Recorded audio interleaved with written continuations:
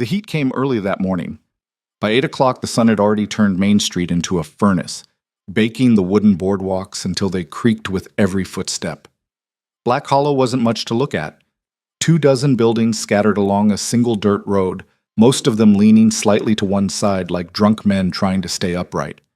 The kind of town people pass through on their way to somewhere better. Elias Varn had lived 15 miles outside town for the past 9 years, and in all that time he'd never varied his routine.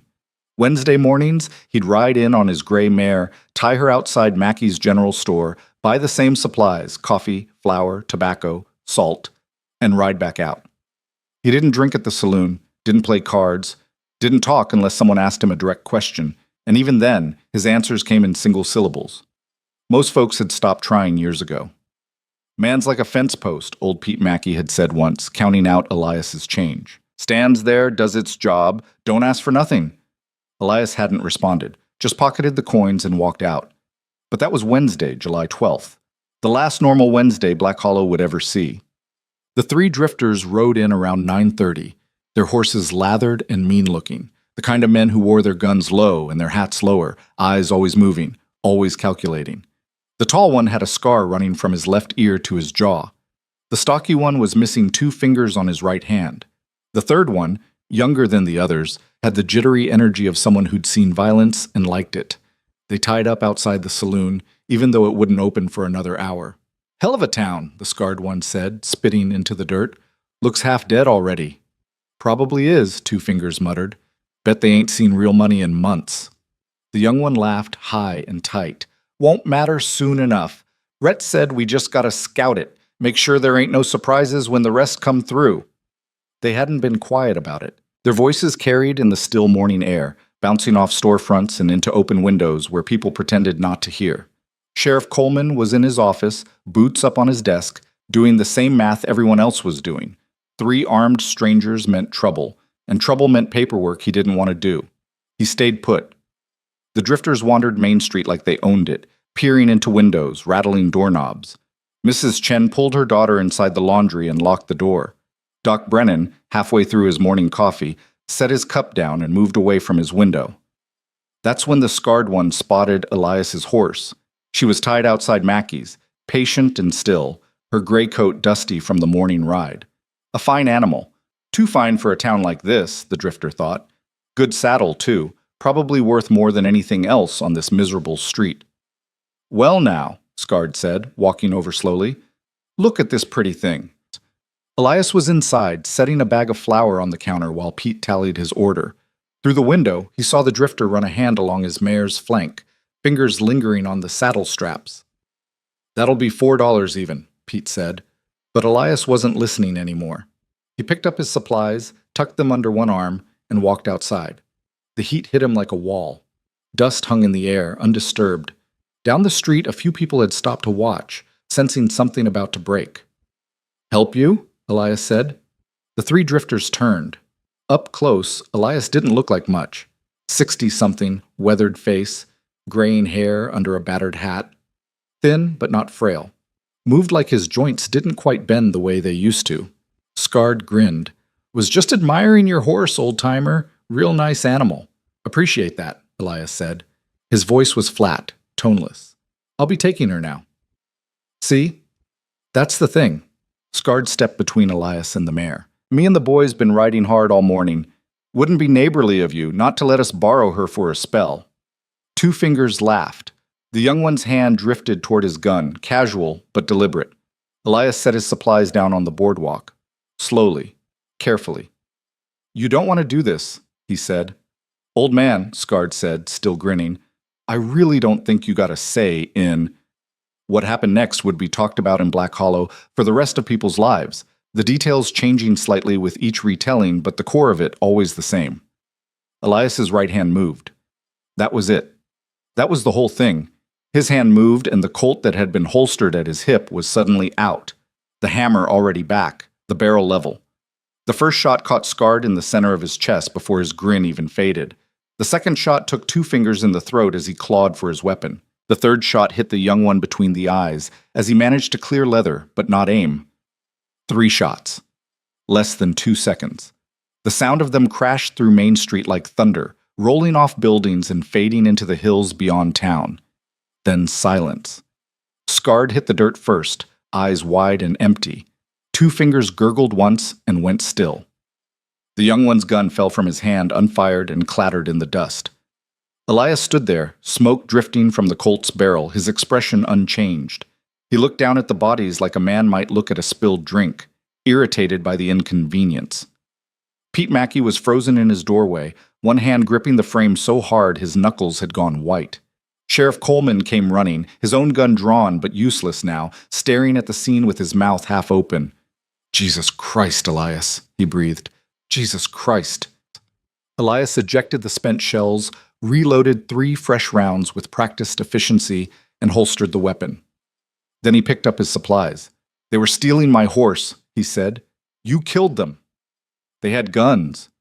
They hadn't even—" Coleman stopped, swallowed hard. "You didn't give them a chance." Elias looked at him then, really looked at him, and something in his eyes made Coleman take a step back.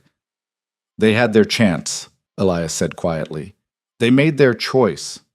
He untied his mare, checked her over to make sure she hadn't been spooked, and climbed into the saddle. The whole town was watching now, faces pressed to windows, people standing in doorways. Nobody said a word. "I'll be by Thursday to talk to the circuit judge," Elias said. "If he wants a statement." Coleman could only nod. Elias rode out of town the same way he always did, slow and steady, his back straight, his eyes forward. Behind him, 3 bodies cooled in the July heat, and Black Hollow tried to make sense of what it had just witnessed. The saloon opened at noon, and by 12:15 it was packed. "Did you see it?" someone asked. "Fastest damn thing I ever saw," another voice answered. "Thought I blinked and missed it." 3 men, Pete Mackey said, downing his second whiskey. 3 armed men, and he didn't even break a sweat. Sheriff Coleman sat in the corner, nursing a beer he wasn't tasting. He'd searched the bodies, found maps and notes in their saddlebags, crude sketches of the town, landmarks circled, routes marked, scouting reports. They weren't just passing through, he said, more to himself than anyone else. Doc Brennan, who'd examined the bodies before they were hauled to the undertaker, shook his head slowly. Whoever that man used to be, he sure as hell wasn't a rancher. Coleman had been thinking the same thing. Elias Varn had shown up in Black Hollow 9 years ago, with enough money to buy land and build a house, but no history anyone could verify, no family, no past he'd talk about. People assumed he was running from something. A bad marriage, debts, maybe the law. Nobody cared enough to push. Now Coleman wished he had. "Those weren't lucky shots," Doc continued. "That was training. Military, maybe? Or something worse." "Worse than military?" someone scoffed. Doc didn't answer, but his expression said enough. Outside, the undertaker was loading the 3rd body onto his cart when a rider came thundering into town from the east, his horse half dead from exhaustion. The man practically fell out of the saddle, stumbling toward the sheriff's office. "Coleman!" he shouted. "Sheriff Coleman!" Coleman came out, hand on his gun. "What's the problem?" "Rhett Calder," the man gasped. "He's coming. Him and his whole damn crew." The name landed like a stone in deep water, sinking into everyone's gut. Rhett Calder. Anyone who'd spent time in the territory knew that name, knew what it meant. Calder had ridden with Quantrill during the war, one of the raiders who'd burned Lawrence to the ground. After the war ended, he hadn't stopped, just kept riding, kept killing, leading a gang of men who were more devils than human. They robbed, murdered, burned. Towns that resisted got wiped out. Towns that paid up sometimes survived. Sometimes. "How many?" Coleman asked. 9, the rider said. "Maybe 10. They're a day out, moving fast." "Why are they coming here?" The rider looked at the bodies on the cart, then back at Coleman. "You really gotta ask?" It clicked then, for everyone listening. The 3 dead men weren't random drifters. They were Calder's scouts. And now Calder was coming to find out why they hadn't reported back. "We gotta leave," someone said. "Right now. Pack up and go." "Go where?" Pete Mackey shot back. "They'll hunt us down. You think Calder's gonna let this slide?" "It ain't our fault. Some crazy rancher killed his men." Coleman held up his hands. "Everybody calm down. We got time to figure this out." "Figure what out?" Doc Brennan said. "We got no militia, no cavalry within 100 miles. Just you and maybe a dozen men who can shoot straight if they ain't drunk." Then we send word to Fort Ellis. Get help. That's 3 days there and back, the writer said. Calder will be here tomorrow night at the latest. The room fell quiet. So what do we do? Someone whispered. Coleman didn't have an answer. He looked around at the faces staring at him. Shopkeepers, farmers, a schoolteacher, a preacher. Good people. Ordinary people. Not fighters. I'll ride out to Elias's place, he finally said. Talk to him. Maybe he knows something about these men. What's he going to do? Pete said. He's one man. Coleman didn't respond. Because deep down, he wasn't sure Elias was just one man anymore. Elias's ranch sat in a shallow valley between two ridges. The house small but well built, surrounded by fenced pasture where a few head of cattle grazed. A modest operation. Quiet. Isolated. Coleman rode up just before sunset, his shadow long across the dirt. Elias was on his porch, cleaning his rifle. He looked up as Coleman approached, but didn't stand. Sheriff, he said, no surprise in his voice, like he'd been expecting this. Coleman dismounted, tied his horse, and walked up to the porch steps. We need to talk. I figured. Rhett Calder's coming. You know who that is? Elias worked the cleaning rod through the barrel, methodical and slow. I know. Those men you killed this morning, they were his scouts. I know that too. Coleman stared at him. You knew and you shot them anyway? They were stealing my horse. They were scouting the town for a raid, Elias. You just declared war on one of the most dangerous men in the territory. Elias set the rifle down, finally meeting Coleman's eyes. He was coming anyway. Men like Calder don't need a reason. They just need a target. So you killed his scouts to, what, speed things up? I killed them because they drew on me. Elias's voice was calm, factual. The rest is just consequences. Coleman wanted to argue, to shout, to shake some sense into this man. But something about the way Elias sat there, relaxed, unworried, like they were discussing the weather, made the words die in his throat. The town's terrified, Coleman said instead. People want to run. Let them. Is that what you're going to do? Run? Elias picked up an oilcloth, started wiping down the rifle. No. Then what? I'm going to kill Rhett Calder. The words hung in the evening air, simple and absolute. Coleman laughed, a bitter sound. You and what army? He's got 9, maybe 10 men with him. All killers. You can't... I've killed more than 10 men before, Sheriff. The way he said it, no bravado, no anger, just a statement of fact, made Coleman's blood run cold. Who the hell are you, Elias? For a long moment, Elias didn't answer. He just sat there, working the cloth along the rifle's stock, his hands steady. I'm the man who's going to save your town, he finally said, whether it wants saving or not. Coleman shook his head. You're going to get yourself killed. Get all of us killed. Maybe, Elias stood, cradling the rifle.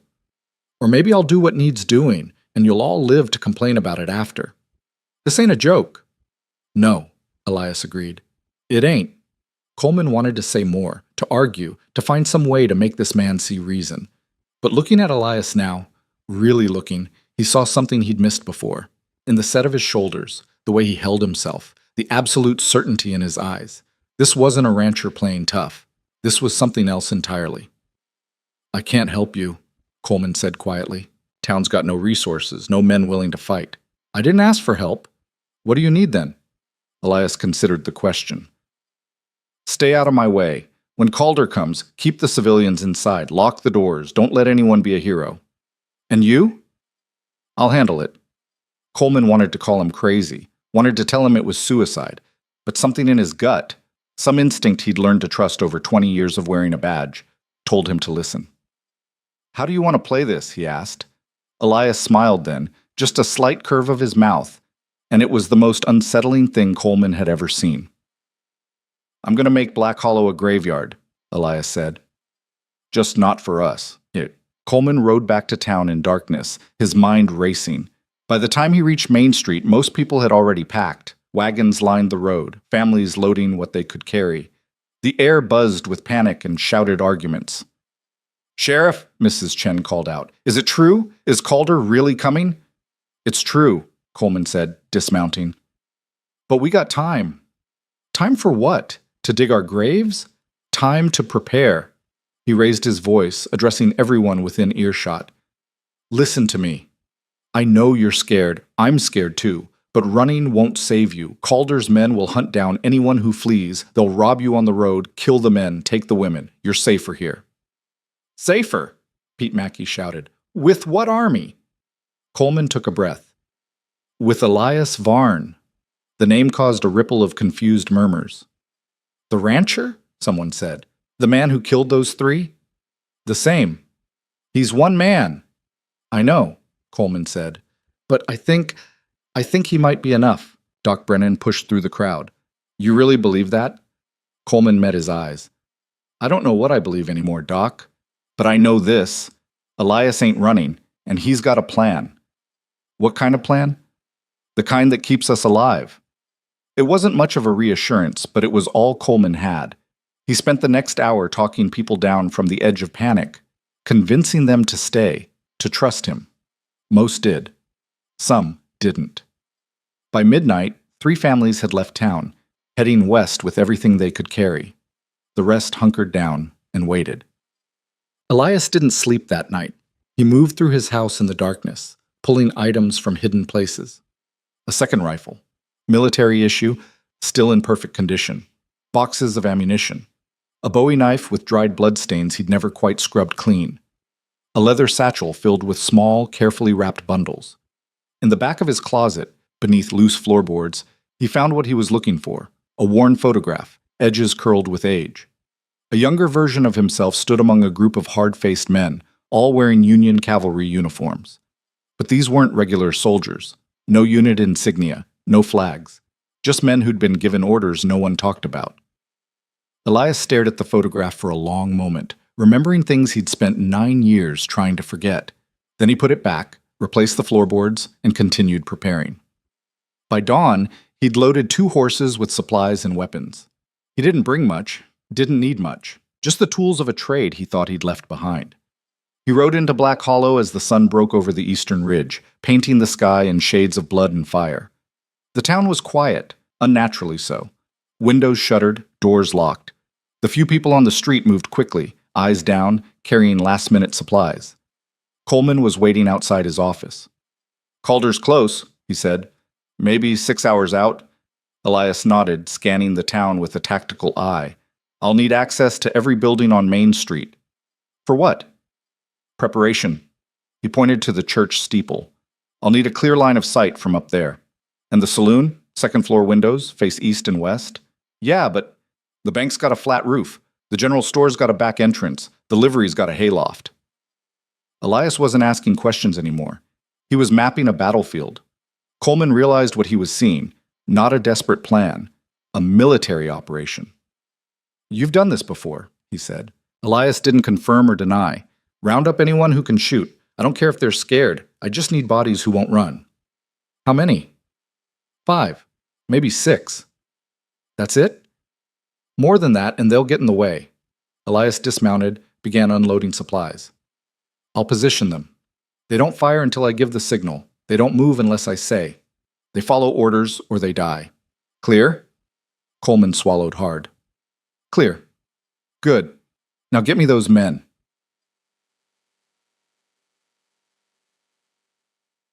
By noon, Elias had transformed Black Hollow. The church steeple held a young farmhand named Tucker who could shoot crows at 100 yards. The saloon's second floor had Pete Mackey and his brother, both armed with hunting rifles. The bank's roof held Doc Brennan, who'd served as a field surgeon during the war and knew his way around a carbine. The livery's hayloft had Coleman himself, positioned with a clear view of the main approach. Elias moved between positions, explaining fields of fire, kill zones, fallback points. He spoke in calm, measured tones, never raising his voice, never showing doubt. When they come, he told Tucker, you'll see riders. Maybe 10. You wait until I fire first. Then you aim for the man on the paint horse, third from the right. 1 shot. Then you reload and wait for my signal. What if I miss? Don't. He told Pete and his brother, you cover the west approach. Anyone who breaks from the main group and runs for the side streets, that's yours. Aim low, more legs and gut. Make them bleed slow. He told Doc, your cleanup. Anyone who goes down but keeps moving, you finish it. No mercy, no hesitation. He told Coleman, "You're the safety. If this goes wrong, if I go down, you make sure everyone gets out. Understood?" Coleman nodded, though he didn't believe it would come to that. Couldn't let himself believe it. By mid-afternoon, the trap was set. Main Street sat empty, a ghost town waiting to be haunted. Elias took his position in the shadows of an alley between the bank and the dry goods store, where he had clear sight lines in 3 directions and quick access to covered fallback points. And then they waited. The sun crawled across the sky. Tucker shifted in the steeple, his palms sweating on the rifle stock. Pete Mackey drank from a flask, trying to calm his nerves. Doc Brennan checked his ammunition for the 5th time. Coleman watched the eastern road, his heart hammering in his chest. And Elias was still. Perfectly, unnaturally still, like he'd shut off something inside himself and become a machine waiting to be activated. At 4:47 in the afternoon, a dog started barking at the edge of town, then another, then silence. Coleman saw them first, riders cresting the ridge, moving at an easy pace. 10 men. No, 11. Spread out in a loose formation, confident and unhurried. At the center rode Rhett Calder. Even from a distance, he was unmistakable. Tall and broad-shouldered, dressed in a long black coat despite the heat. His face was hard-lined and scarred, his eyes cold even from 50 yards away. This was a man who'd killed so many times it didn't even register anymore. Just another day's work. His men looked the same. Hard cases and killers. Every one of them. They rode into Main Street like conquerors, eyes scanning the shuttered buildings. "Well now," Calder said, his voice carrying in the stillness. "Town looks a bit shy." His men laughed. Ugly sounds. "Where's the sheriff?" Calder called out. "Come on out, Sheriff. Let's have us a talk." Coleman's finger tightened on his trigger, but he held steady. Waited. Calder pulled his horse to a stop in the center of the street, directly in front of the saloon. He looked around slowly, taking in every detail. "I'm looking for 3 men," he said, louder now. 3 of my boys who came through here yesterday. You seen them?" Silence. Calder's expression darkened. "I know you can hear me. I know you're in there, hiding like rats. So I'm going to ask one more time, real polite-like. Where are my men?" "They're dead." The voice came from the shadows, Elias's voice, calm and clear. Calder turned in his saddle, trying to locate the speaker. "Who said that?" "I did." Elias stepped into view, standing at the edge of the alley, his hands at his sides. "I killed them." For a moment, nobody moved. Then Calder smiled, slow and mean. "That so? They tried to steal my horse. I shot them." "All 3? "All 3. Calder studied him, this thin, aging man in dusty clothes, standing alone in an empty street. "You got stones, old man," Calder said. "I'll give you that. But you just signed your death warrant." "Maybe," Elias said. "Or maybe I signed yours." Calder's men shifted in their saddles, hands drifting toward weapons. "You think you can take all of us?" Calder said. "I know I can." Calder laughed then, a genuine sound of amusement. "This ought to be fun, boys. Let's—" Elias's hand moved. The Colt cleared leather, the hammer dropped, and Calder's second-in-command, a wiry man with a scarred neck, fell from his horse with a hole in his forehead. Then the world exploded. Tucker's rifle cracked from the steeple, and the rider on the paint horse jerked backward, dead before he hit the ground. Pete and his brother opened fire from the saloon, their shots tearing through 2 more riders who'd turned toward the noise. Doc's carbine barked from the rooftop, dropping a man trying to wheel his horse around. Coleman fired twice, hitting a rider in the shoulder and chest. In less than 5 seconds, 6 of Calder's men were down. The remaining 5 scattered, diving from their horses, scrambling for cover. Gunfire erupted from all sides, wild, panicked shots that ricocheted off buildings and churned up dust. Calder himself rolled behind a water trough, his face twisted in rage and disbelief. "It's an ambush!" someone screamed. "Find them! Kill them all!" But Elias was already moving. He flowed through the chaos like smoke, reloading on the run, every step calculated. One of Calder's men made it to the boardwalk in front of the saloon. Elias shot him through the gap between buildings. Another tried to break for the livery. Pete's brother caught him in the leg, and Elias finished him with a headshot. The last three bunched together behind a wagon, returning fire blindly. "Cover me," one of them shouted, making a break for the general store. He made it 3 steps before Tucker's rifle spoke again, and he went down hard. The final two looked at each other, faces white with terror. They broke and ran, sprinting for their horses. Coleman shot one in the back. Doc got the other. And then there was only Calder. He was still behind the water trough, reloading his pistol with shaking hands. The street had gone quiet again. Smoke drifted in the air. Bodies lay scattered like broken dolls. Elias walked toward him, his Colt held steady. "It's over, Calder." Calder finished reloading, but he didn't come out. Couldn't. His entire crew, gone, wiped out in under a minute. "Who the hell are you?" he rasped. "Someone you shouldn't have come looking for." "This ain't over." "Yeah," Elias said quietly. "It is." Calder lunged up, gun raised. Elias shot him twice. Center mass. Then once more in the head as he fell. The body slumped against the trough and went still. Elias stood there for a long moment, smoke curling from his barrel, his expression unchanged. Then he reloaded, holstered, and walked away. The cleanup took until dark.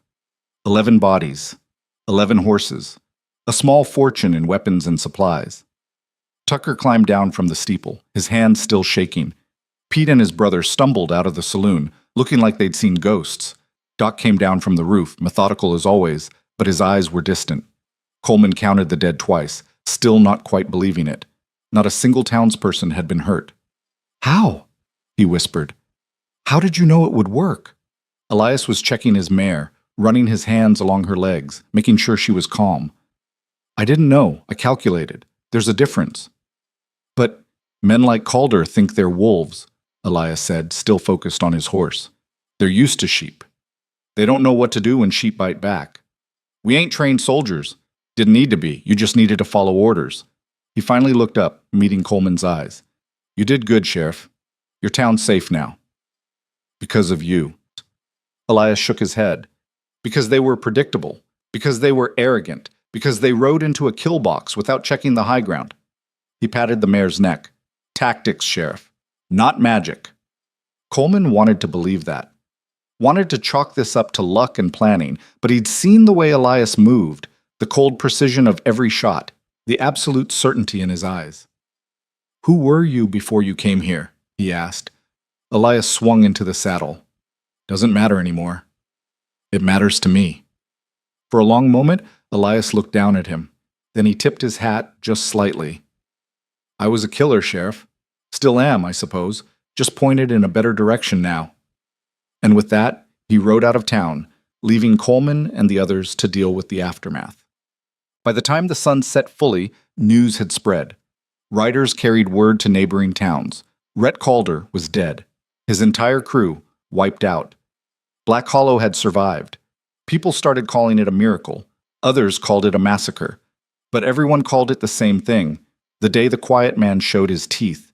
And in his ranch house 15 miles away, Elias Varn cleaned his guns, fed his horse, and tried very hard not to think about how easy it had been, how natural, how much he'd missed it. The nightmares came back that first night.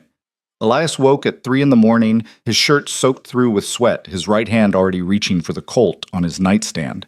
His heart hammered against his ribs like it was trying to break free. In the dream, he'd been back in Missouri, 1863, watching a farmhouse burn while screams echoed from inside. Except this time, the faces in the windows weren't strangers. They were people from Black Hollow. Mrs. Chen, Pete Mackey, Coleman. He sat on the edge of his bed for 20 minutes, waiting for his pulse to slow, listening to the sounds of the night outside.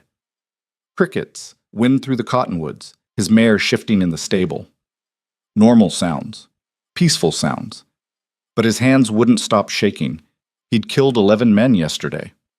11. And the thing that scared him most wasn't that he'd done it. It was how little he'd felt while doing it. Like flipping a switch inside himself, shutting off everything human, and becoming something else, something he'd sworn he'd never be again. He got up, splashed water on his face from the basin, and looked at himself in the cracked mirror hanging above his washstand. Same weathered face, same gray hair, same deep-set eyes. But the eyes were different now. He could see it. The thing he'd kept buried for 9 years was back on the surface, looking out at him. Just this once, he whispered to his reflection. Just to keep them safe.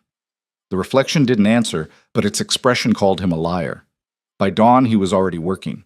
The fence along his north pasture needed mending, and physical labor helped quiet his mind. He'd learned that during the war, when the memories got too loud, you put your hands to work and let exhaustion handle the rest. He was 3 posts in when he heard the horse. Coleman rode up just after sunrise, his face drawn and tired. He dismounted slowly, like every muscle ached. "Thought you might want to know," he said without preamble.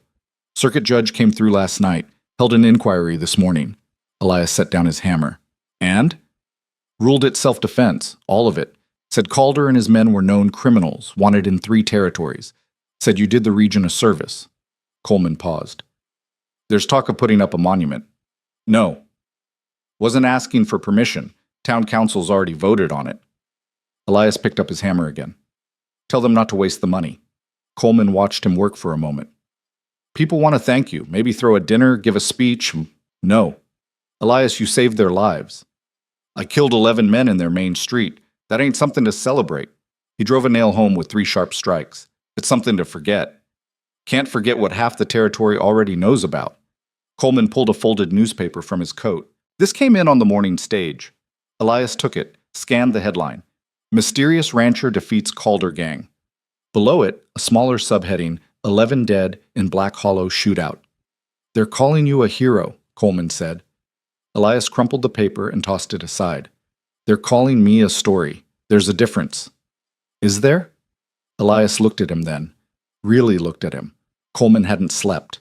Dark circles under his eyes, shoulders slumped. The weight of what they'd done, what he'd been part of, was settling in now that the adrenaline had worn off. "How you holding up, Sheriff?" Coleman laughed, bitter. "I shot 2 men in the back, watched them die, then helped stack their bodies like cordwood." He rubbed his face. "I keep telling myself they were killers, that they would have murdered everyone in town, but it don't make the dreams stop." "It won't," Elias said quietly. "Not for a while." "How long?" "For some folks, never." Coleman absorbed that. "But you're fine." "No." Elias picked up another post, positioned it. "I'm just used to not being fine."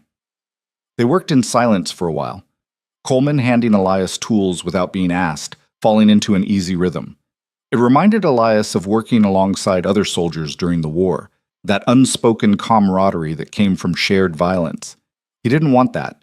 Didn't want to feel connected to anyone through bloodshed. "I need you to do something for me," Elias said finally. "Name it." "Stop bringing people out here. No thank yous, no questions, no favors. What happened is done. Let it stay done." Coleman hesitated. "Might not be that simple." "Why not?" "Because folks are scared of you now." Coleman said it matter-of-factly, no judgment in his voice. "They're grateful, sure, but they're also terrified. Way you moved, way you shot. That wasn't normal. And people got questions about where a man learns to do that. Tell them I was in the war. Half the men in town were in the war. They don't move like you." Elias drove another nail harder than necessary. "Then tell them I don't want to talk about it." "Already tried that. Doc Brennan's been asking around. Sent telegrams to old Union records offices, trying to find your service history." The hammer slipped, barely missing Elias's thumb. "He won't find anything." "I figured, which makes people more curious, not less." Coleman leaned against the fence post. "Look, I ain't trying to pry. Your past is your business. But you need to understand, you can't do what you did and expect to just fade back into being invisible." Elias set the hammer down. "I never wanted to be visible in the first place." "Too late for that now." A crow called from somewhere in the hills, harsh and mocking. Elias watched it circle, black against the morning sky. "There's something else," Coleman said. Something you should know." "What?" 2 of Calder's men weren't with the group that rode in. They were hanging back, watching the town from the ridge. When the shooting started, they ran. Elias went very still. "You sure?" "Tucker saw them. Didn't mention it until this morning. Kid was too shook up yesterday to think straight. But he's certain. 2 riders on the ridge watching through field glasses. Soon as the ambush kicked off, they turned tail and rode east." "East," Elias repeated. "Toward Copper Falls." "That's what I'm thinking."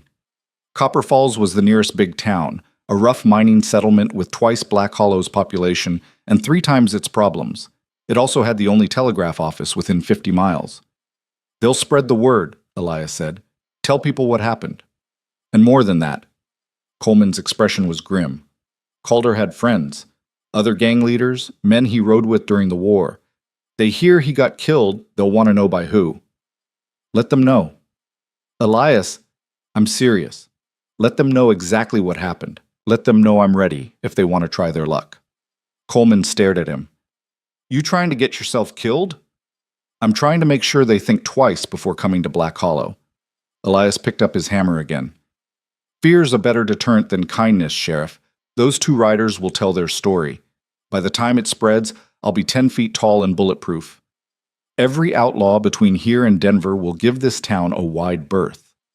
Or they'll come looking to prove themselves against the man who killed Rhett Calder." "Maybe." Elias shrugged. "Either way, the town stays safe." "And what about you?" "What about me?" Coleman opened his mouth, then closed it. There wasn't anything to say. Elias had already decided his path, and arguing wouldn't change it. "I should get back," Coleman said finally. "Let you work in peace." "Appreciate that." Coleman untied his horse, swung into the saddle. "For what it's worth, I'm glad you were there yesterday. Don't know what we would have done without you." Elias nodded, but didn't respond. As Coleman rode off, Elias returned to his fence, losing himself in the repetitive work. Post after post. Nail after nail. Building something instead of breaking it. But his mind wouldn't settle. 2 witnesses. 2 men who'd seen how the ambush unfolded, who could describe his tactics, his positioning. That information would spread, and smart men, dangerous men, would study it. They'd look for patterns, weaknesses. Next time, they'd be ready. If there was a next time. Elias tried to convince himself there wouldn't be. Tried to believe that he'd bought himself in Black Hollow enough peace to fade back into anonymity.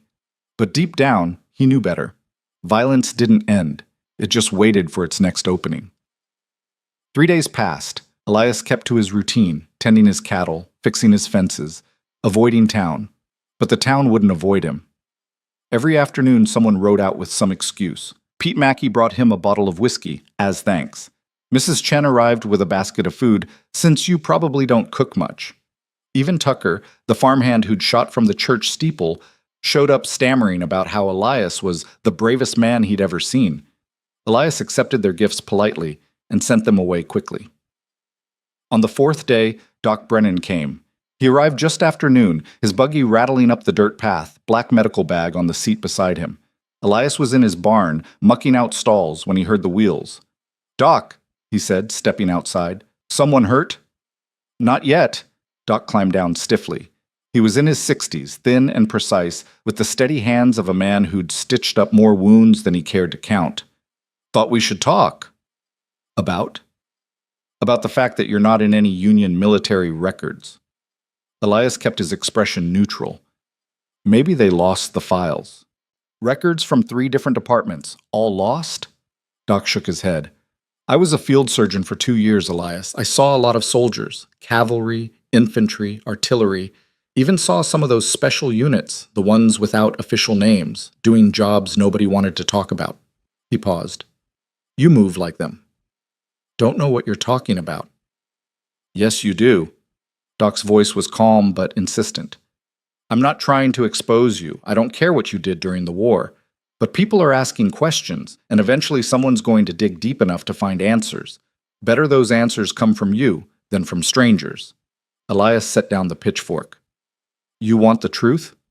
"I want to know if you're going to bring more trouble to Black Hollow." "That depends on whether trouble comes looking for me." Doc considered that. "Fair enough. But understand, this town adopted you, whether you wanted it or not. You're part of us now, and that means we have a right to know what we're protecting." "You ain't protecting me, Doc." "Aren't we?" Doc gestured around them. "Half the town's ready to lie for you if anyone asks questions. Pete told 3 different people you were his cousin from back east. Mrs. Chen swears she's known you for 15 years. Even Coleman's been misdirecting inquiries." He fixed Elias with a steady look. "So yes, we're protecting you. Question is, are you worth protecting?"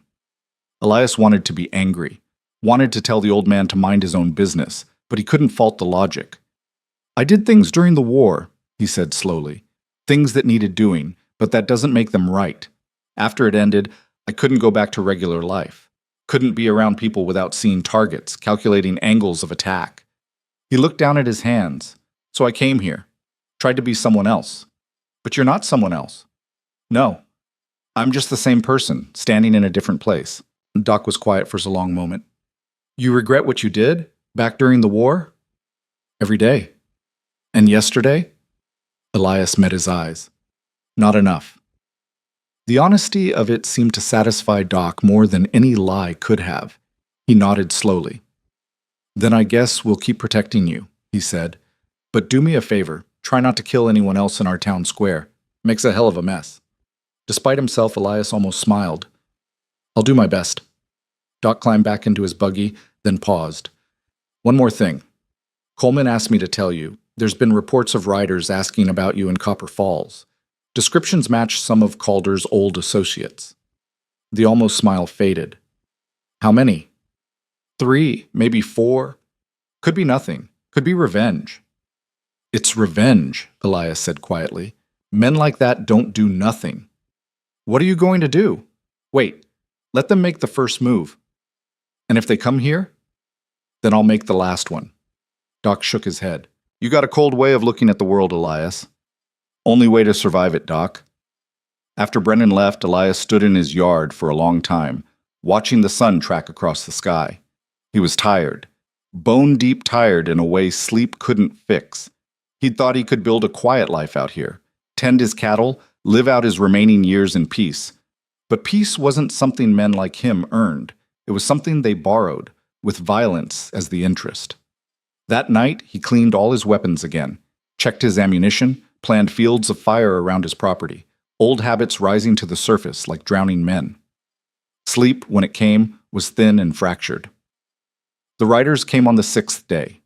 Elias was repairing his barn roof when he spotted the dust trail on the eastern horizon. 3 horses moving at a steady pace, not rushing, but not casual either. He climbed down from the roof, walked inside his house, and strapped on his gun belt. Then he stepped back outside and waited on his porch, one hand resting on the Colt's grip. The riders crested the ridge 20 minutes later. They were spread out, professional-like, approaching from angles that made crossfire difficult. Smart, experienced. They stopped 30 yards from the house, far enough to talk but close enough to shoot. The one in the middle was older than the others, maybe 45, with a silver streak in his dark hair and a scar that pulled the corner of his mouth into a permanent sneer. His eyes were flat and empty as creek stones. You Varn? He called out. Depends on who's asking. Name's Jack Frost. These are my associates, Harlan and Briggs. He gestured to the men flanking him. We rode with Rhett Calder back during the war. My condolences on your loss. Frost's sneer deepened. You got a funny way of showing sympathy, seeing as how you're the one who killed him. He came looking for a fight, found one. That how you remember it. Frost leaned forward in his saddle. Way I heard it, you ambushed him like a coward, hid your men in buildings, shot his crew down before they could even draw. Way I remember it, Elias said calmly, he rode into town with 11 killers, planning to murder anyone who got in his way. I just made sure he didn't get the chance. You murdered our friend. Your friend murdered his way across 3 territories. I figure that makes us even. Harlan, the younger one on the left, spat tobacco juice. You talk big for an old man. I shoot straight for an old man, too. Ask your friend Rhett. Oh, wait, you can't. Frost's hand twitched toward his gun, then stopped. He was angry, but not stupid. He'd heard the stories, knew what Elias could do. We didn't come here to kill you, Frost said. Not today, anyway. Then why are you here? To deliver a message. Rhett had a lot of friends, more than you know, and they're not happy about what happened. They can join him if they want. See, that's the problem. Frost shifted his weight. You think you're untouchable now. Think you can kill whoever you want and hide behind that tin star in Black Hollow. I don't hide behind anything. Prove it. Meet us at dawn tomorrow, Red Canyon 5 miles north of here. Just you and us. No ambush, no tricks. We settle this man to man. Elias studied them. Frost was the leader, the talker. Harlan was young and eager, probably fast but undisciplined. Briggs hadn't said a word yet, just watched with the patience of a predator. That made him the dangerous one. "And if I don't come?" Elias asked. "Then we ride into Black Hollow and start asking questions real loud. Maybe find out where the sheriff lives, where that pretty Chinese lady does laundry, where the doc keeps his office." Frost smiled, ugly and cold. "Lot of ways to get a man's attention if you know where to look." The threat hung in the air like smoke. Elias felt something shift inside him, that cold, calculating part that had been waiting just beneath the surface. The part that saw these three men not as people, but as problems to solve. "Red Canyon," he said. "Dawn. You gonna show?" "I'll be there." Frost nodded slowly. "Good. Wouldn't want people saying Jack Frost guns down old men without giving them a fighting chance." "Wouldn't want that," Elias agreed. The three riders turned and left, dust trailing behind them. Elias watched until they disappeared over the ridge, then went back inside his house. He didn't feel afraid, didn't feel angry, didn't feel much of anything except a terrible, familiar certainty. This was what he was. This was what he'd always been. The rest, the ranch, the quiet mornings, the illusion of peace, that was the lie he'd been telling himself. He sat at his kitchen table and began to plan. Red Canyon was a box formation, high walls on three sides with only one way in. Perfect place for an ambush if you controlled the high ground. Frost and his men would get there early, position themselves on the cliffs, wait for Elias to ride into the kill zone. That's what Elias would do, anyway. So he wouldn't ride in, wouldn't play by their rules. He spent the afternoon preparing, checked his rifle's sights, loaded spare ammunition, filled 2 canteens. By sunset, he was ready. He rode out just before midnight, taking a wide arc around Red Canyon, approaching from the west where the terrain was rough and the going slow. He left his horse a mile out and went the rest of the way on foot, moving through the darkness like a ghost. The canyon walls loomed black against the star-filled sky. Elias climbed the eastern cliff face, finding handholds by touch and memory, his body remembering skills he hadn't used in years. His shoulders ached. His knees protested. But he kept climbing. He reached the top just after 3 in the morning and found exactly what he expected. 3 bedrolls, still occupied. Frost and his men had arrived early, set up camp on the cliff's edge, planning to wake before dawn and get into position. They were sleeping. Elias could have killed them right then. 3 shots, 3 corpses. Problem solved. But that felt wrong somehow. Cowardly, even though they'd planned to do the same to him. Instead, he settled into a depression in the rocks 20 yards from their camp and waited. Dawn came slow and red. Frost woke first, rolling out of his bedroll with a groan. He stretched, scratched, then kicked Harlan awake. "Get up! Sun's coming!" Briggs was already awake, watching the canyon floor below. "You think he'll show?" Harlan asked, yawning. "He'll show," Frost said. "He's too proud not to." They gathered their rifles, moved to the cliff edge, and positioned themselves in a neat line. 3 rifles, 3 angles of fire, all covering the canyon entrance. Perfect ambush positions. Elias let them settle in, let them get comfortable, let them start believing their plan was going to work. Then he stood up, his rifle held casual at his hip. "Morning, boys." All 3 spun around, their faces going white. "What? How?" Harlan stammered. "You wanted to settle this man to man," Elias said. "Here I am." Frost recovered first, his jaw tightening. "You got stones, old man. I'll give you that. Drop your weapons." "Like hell!" Elias's rifle came up, smooth and fast, the barrel centering on Frost's chest. "Drop them, now!" For a long moment, nobody moved. Then Briggs spoke for the first time, his voice rough as gravel. "He ain't bluffing." Slowly, reluctantly, all 3 men set their rifles down. "Gun belts too," Elias said. They unbuckled and dropped them. "Now step back 5 paces." They did. Elias kept his rifle trained on them as he moved forward, kicking their weapons off the cliff edge. They tumbled end over end, clattering into the rocks below. "You just made this personal," Frost said quietly. "It was always personal. You threatened my town." "Your town? You've been there, what, 9 years? It ain't yours." "It is now." Elias lowered his rifle slightly. "Here's how this works. You're going to walk back to your horses. You're going to ride east and keep riding. You're never coming back to Black Hollow, and you're never mentioning my name again. And if we don't?" Then I hunt you down and finish this properly. Elias's voice was flat, empty of emotion. I know your names. I know your faces. And I'm very good at finding people who don't want to be found. Harlan laughed nervously. You're one man. So was Rhett Calder. So were his 11 friends. Elias met each of their eyes in turn. How'd that work out for them? The question hung there, unanswered. Frost's jaw worked like he wanted to say something, but couldn't find the words. Finally, he spat into the dirt. This ain't over. Yes, it is. They stared at each other for a long moment, two killers recognizing something familiar in each other's eyes. Then Frost turned and walked away. Harlan and Briggs followed. Elias watched them go, his rifle still ready, until they disappeared down the far side of the canyon. Then he sat down hard, his legs suddenly weak, his hands starting to shake. He'd won again, outsmarted them, dominated them, and hated himself for how easy it had been. The walk back to his horse took 2 hours, and by the time Elias reached his ranch, the sun was high and merciless. His shirt clung to his back with sweat, his throat felt like sandpaper, and his knee, the one he'd twisted climbing down from the canyon, throbbed with each step. He wasn't 20 anymore, wasn't even 40. His body was reminding him of that in ways he couldn't ignore. He unsaddled his mare, brushed her down, and gave her extra oats. The routine motions helped settle his mind, gave his hands something to do besides shake. But when he walked into his house and caught sight of himself in the mirror, he stopped cold. The man staring back looked hollowed out, eyes sunken, jaw tight. The same expression he'd worn for 3 straight years during the war. He turned away before he could think about it too much.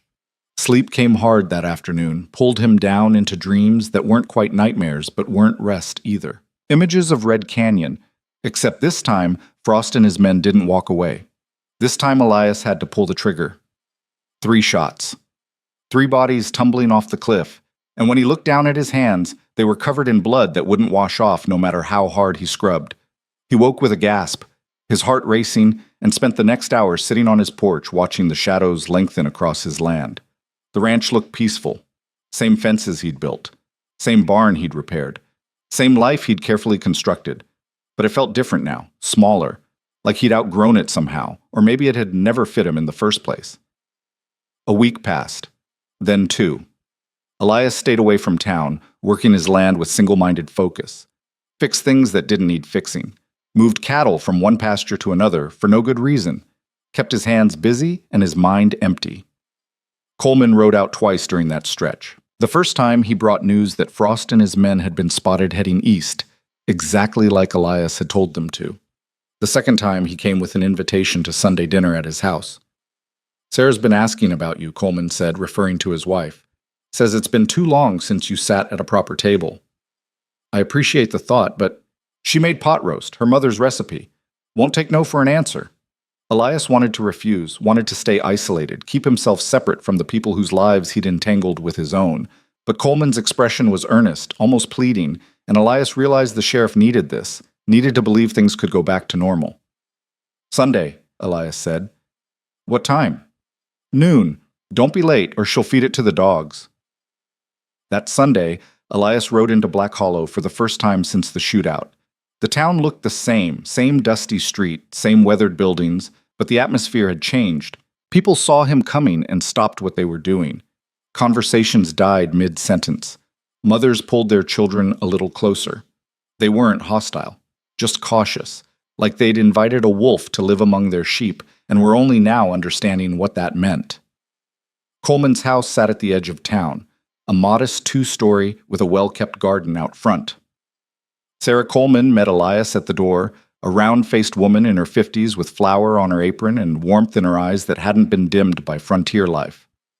Elias Varn, she said, taking his hat before he could protest. About time you accepted our invitation. Robert's been talking my ear off about you for weeks. Hope he didn't say anything too terrible. Quite the opposite. She led him to the dining room where Coleman was already seated, trying to look casual and failing. He says you saved this town. I just did what needed doing, ma'am. That's what heroes always say. She disappeared into the kitchen, returning with a platter of pot roast that smelled better than anything Elias had cooked in 9 years. Now sit, eat, and don't you dare call me ma'am again. It's Sarah. The meal was good, better than good, the kind of food that reminded Elias of a life he'd left behind so long ago he'd almost forgotten what it felt like. They ate in comfortable silence for a while before Sarah started asking questions. Robert tells me you have cattle. How many head? 23 at last count. Must be lonely out there by yourself. Ever think about taking on a hired hand? Thought about it, haven't done anything about it. You should. Tucker Hayes, the boy who helped during the trouble, he's looking for work. His family's farm isn't doing well, and he could use the wages. Elias chewed slowly, considering. Tucker was young, eager, and had handled himself well in the church steeple. But taking him on meant conversation, presence, someone watching his routines. I'll think about it, he said, which was as close to yes as he could manage. Sarah seemed satisfied. Coleman, though, had been quiet through most of the meal, pushing food around his plate more than eating it. Finally, Sarah noticed, Robert, what's wrong? Nothing. Don't lie to me in my own house. Coleman set down his fork. There's been talk. At the territorial capital. Elias's fork paused halfway to his mouth. What kind of talk? The kind where politicians notice when a small town kills off an entire outlaw gang without losing a single citizen. Coleman met his eyes. They want to know how it happened. Who organized the defense? You organized it. You're the sheriff. That's what I told them, but they're not stupid. They've heard the stories, read the newspaper accounts. They know someone with military experience planned that ambush. He paused. They're sending an investigator. Sarah's face paled. Robert, you didn't tell me. Didn't want to worry you. He looked back at Elias. Man named Captain Wesley Harding. Former Union officer, now works for the territorial marshal. He's supposed to arrive next week. Elias set down his fork carefully. What's he investigating? Officially? Whether the shootout was self-defense or murder. Unofficially? Coleman shrugged. I think they want to recruit you. Recruit me for what? Territorial militia, peacekeeping forces. Hell, maybe even a federal marshal position. Point is, they want someone who can do what you did here. The pot roast turned to ash in Elias's mouth. He swallowed it down anyway, his mind already racing through possibilities. An investigator meant questions. Questions meant digging into his past, and his past wasn't something that could withstand close scrutiny. I should go, he said, standing abruptly. Elias, thank you for the meal, Sarah. It was excellent. He grabbed his hat off the rack. Coleman, I need to talk to you, outside. They stepped onto the porch. The sun was starting its descent, painting everything in shades of amber and gold. It should have been beautiful. Elias barely noticed. How much do they know? He asked. About you? Nothing concrete. Just that a man named Elias Varn defended Black Hollow with unusual effectiveness. And this Captain Harding? I don't know. He's coming from Denver, should arrive by Thursday. Coleman leaned against the porch rail. Look, I'll stall him as much as I can. Give you time to figure out what you want to say. What I want to say is nothing. That'll just make him more suspicious. Elias stared out at the street, watching a few townspeople go about their Sunday routines. Mrs. Chen was closing up her laundry. Pete Mackey was sweeping his storefront. Normal life, continuing on like nothing had changed. But everything had changed. He'd changed it by pulling that trigger 2 seconds faster than he should have. Tell me something, Elias said. This investigator, is he coming because someone complained or because someone's curious? Coleman thought about it. Curious, I'd say. The territorial governor lost 3 towns to raiders last year. He's desperate for solutions. And he thinks I'm a solution. You wiped out Calder's gang in under 3 minutes with minimal resources. Yeah, I'd say that looks like a solution to him. Elias turned to face Coleman directly. I'm not a hero, Robert. I'm not some savior they can trot out whenever bandits show up. He stopped, searching for words. I'm just trying to forget. Forget what? But Elias was already walking to his horse. Elias, wait. Tell your wife the meal was wonderful. Tell the investigator I'm a rancher who got lucky. Tell anyone who asks that I'm nobody special. He swung into the saddle. And if that doesn't work, tell them to stay the hell away from my land. He rode out before Coleman could respond, leaving the sheriff standing on his porch with concern etched across his face. The ride back to the ranch felt longer than usual. Darkness fell quickly in the mountains, and by the time Elias reached his property, stars had begun to puncture the evening sky. He fed his horse, checked the perimeter out of habit, and went inside. The house was cold and empty. He built a fire, more for something to do than for warmth, and sat staring at the flames while his mind churned through problems without solutions. An investigator meant exposure. Exposure meant questions about his service record. Questions about his service record meant someone might eventually find the unit that didn't officially exist, the missions that were never documented, the orders that were given verbally and denied later. He'd spent 9 years running from that. 9 years building a wall between who he'd been and who he was trying to become. And now that wall was cracking. He thought about leaving, just saddling up in the middle of the night and riding west until he hit the Pacific. Start over somewhere new, build another wall, hope it held longer than this one.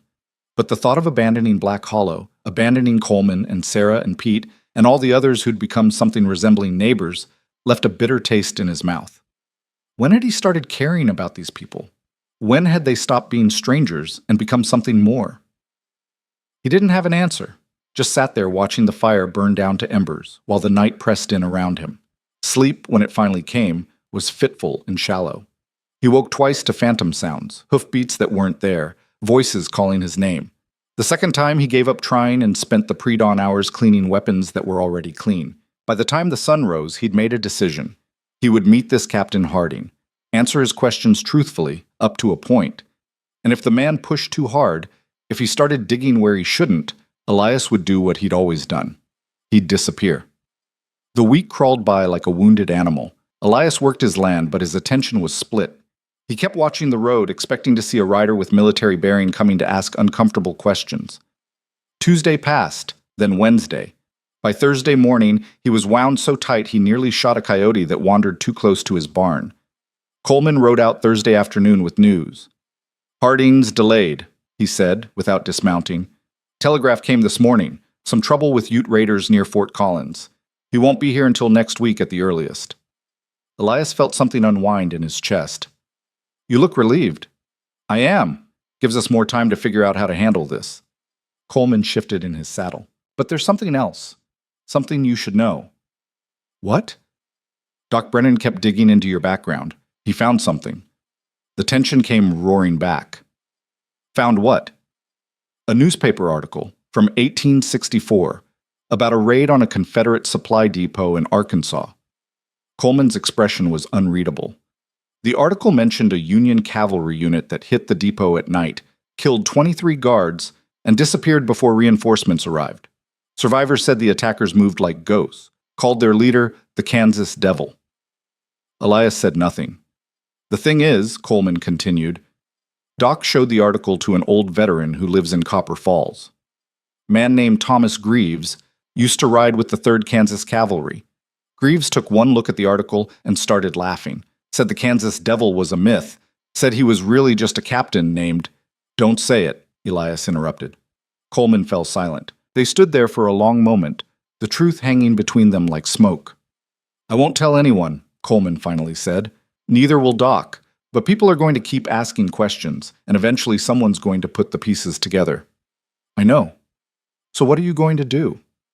Elias looked out at his land, the fences he'd built, the barn he'd repaired, the life he'd tried so hard to construct. It all felt fragile suddenly, temporary. "I'm going to do what I should have done 9 years ago," he said quietly. "I'm going to tell the truth." Coleman blinked. "You sure about that?" "No, but I'm tired of running from it. The truth could get you arrested, could get you hanged, depending on who's asking and what they want to hear." "Maybe," Elias met his eyes, "or maybe it'll finally let me sleep at night." Coleman studied him for a long moment, then nodded slowly. "All right. When Harding gets here, I'll bring him out. You can tell him whatever you want. But Elias?" He paused. "Be careful. The truth's a loaded gun. Once you fire it, you can't take it back." "I fired a lot of guns in my life, Robert. One more won't make much difference." After Coleman left, Elias sat on his porch and watched the sun move across the sky. For the first time in weeks, he felt something close to calm. Not peace. He'd long since accepted that peace wasn't for men like him, but a kind of settled resignation. He'd spent 9 years hiding, 9 years pretending to be someone he wasn't. Maybe it was time to stop pretending. That evening, he did something he hadn't done in years. He pulled out the photograph from beneath his floorboards, and really looked at it. Studied the faces of the men standing beside his younger self. Most of them were dead now, killed during the war or shortly after, when the violence they'd specialized in turned inward and consumed them. He was the last one left, the only survivor of a unit that had never officially existed, and now someone wanted to know his story. Fine. Let them know. Let them judge. Let them decide whether what he'd done was necessary or monstrous. He was too tired to care anymore. The weekend passed quietly. Saturday, Elias rode into town for supplies, enduring the stares and whispered conversations that followed him down Main Street. Sunday, he accepted Sarah Coleman's invitation to church, sitting in the back pew and listening to a sermon about forgiveness that seemed aimed directly at him. When the preacher talked about redemption, about how no man was beyond saving, Elias found himself wanting to believe it. But belief required faith, and faith required hope. And he'd lost both of those things somewhere between Arkansas and here. After the service, Tucker Hayes approached him nervously. "Mr. Varn, Mrs. Coleman said you might be looking for help on your ranch." Elias had forgotten about that conversation. He looked at the young man, barely 20, all awkward height and earnest eyes, and saw something he recognized. Tucker had killed a man during the shootout, watched him fall through a rifle scope, and now he was trying to figure out how to live with that. "You know anything about cattle?" Elias asked. "Enough to not get kicked, mostly." "You scared of hard work?" "No, sir." "You scared of me?" Tucker hesitated, then answered honestly. "Little bit, yeah." Elias almost smiled. "Good. Fear keeps you sharp. Be at my place Monday morning, first light. Bring work clothes and don't expect conversation." "Yes, sir." "Thank you, sir." As Tucker hurried off, probably to tell his family the good news, Coleman appeared at Elias's elbow. "That was kind of you." "Wasn't being kind. I need the help." "Still, kid looks up to you." "Then he's a fool." Coleman didn't argue, just stood there watching the townspeople file out of church, greeting each other, making plans for Sunday dinners and afternoon visits. Normal life, continuing on. "Harding's coming Wednesday," Coleman said quietly. "Telegraph confirmed it this morning." "Wednesday. All right. You really going to tell him everything?" Elias watched Mrs. Chen help her elderly mother down the church steps, watched Pete Mackey share a joke with the blacksmith, watched Sarah Coleman hand out cookies to children who squealed with delight. These people had adopted him, protected him, made him part of their community whether he wanted it or not. They deserved to know who they'd been protecting. "Everything I can," Elias said. "Everything that matters." Monday morning, Tucker showed up just as the sun cleared the eastern ridge. He was early, eager, and clearly nervous about spending the day with a man who'd killed 14 men in less than a week. Elias put him to work immediately. They spent the morning mending fences, Tucker asking occasional questions about technique that Elias answered in as few words as possible. The kid was a decent worker, strong back, willing attitude, not afraid to get dirty. But he was also watching Elias constantly, studying him, trying to figure out what made him different. Finally, around noon while they were taking a water break, Tucker couldn't hold it in anymore. "Can I ask you something, Mr. Varn?" "You just did." "I mean," Tucker flushed, "when you shot those men, during the ambush, did you feel anything?" Elias took a long drink from his canteen, considering how to answer. He could lie, tell the kid what he wanted to hear. But something about Tucker's expression, desperate for understanding, for context, for anything that would help him make sense of what he'd done, made Elias choose honesty. "I felt like I was doing a job," he said finally, "like I'd done 100 times before. Pull the trigger, watch them fall, move to the next target. No anger, no fear, just mechanical. But after, I felt tired. Old, like I'd used up another piece of myself that I won't get back." Elias met Tucker's eyes. "That answer what you were asking?" Tucker was quiet for a long moment.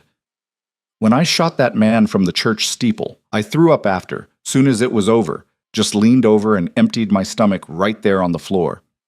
That's normal. But you didn't." "No." "Why not?" "Because I've done it too many times to be surprised by it anymore." Elias stood, brushing dirt off his pants. "You threw up because you're still human, Tucker. You still got a conscience that works right. Don't lose that. Don't let what happened make you into something you're not. Like you? The question hung there, innocent and devastating. Yeah, Elias said quietly. Like me. They worked in silence after that, but it felt different somehow, less strained, like Tucker had gotten the answer he needed, even if it wasn't the one he'd wanted. That evening, after Tucker headed home, Elias sat on his porch and thought about Wednesday, about Captain Harding and his questions, about the truth he'd promised to tell. He'd spent 9 years running from his past, 9 years trying to bury the Kansas Devil under the quiet routine of Elias Varn, rancher. But the devil had never really gone away, just waited beneath the surface, patient and cold, ready to emerge whenever violence called. Maybe it was time to stop pretending they were different people. Maybe it was time to accept that he was both, the quiet rancher and the efficient killer, the man who mended fences and the man who'd mended them with blood. Wednesday would tell him which one the world saw when they looked at him. Wednesday would tell him which one he really was. Captain Wesley Harding arrived on a Tuesday, not Wednesday. He rode into Black Hollow alone just after dawn, his horse fresh despite the long journey, his uniform clean despite the dust. Elias was in town picking up feed when he saw the man dismount outside Coleman's office, tall, straight-backed, with the kind of posture that comes from years of military discipline. Coleman hadn't sent word of the early arrival, probably didn't know himself. Elias watched from across the street as Coleman came out, shook Harding's hand, gestured toward his office. They disappeared inside, and Elias stood there with a bag of grain over his shoulder, trying to decide what to do. He could leave. Ride back to his ranch, pretend he hadn't seen anything. Wait for Coleman to bring Harding out like they'd planned. Or he could walk across that street and get this over with.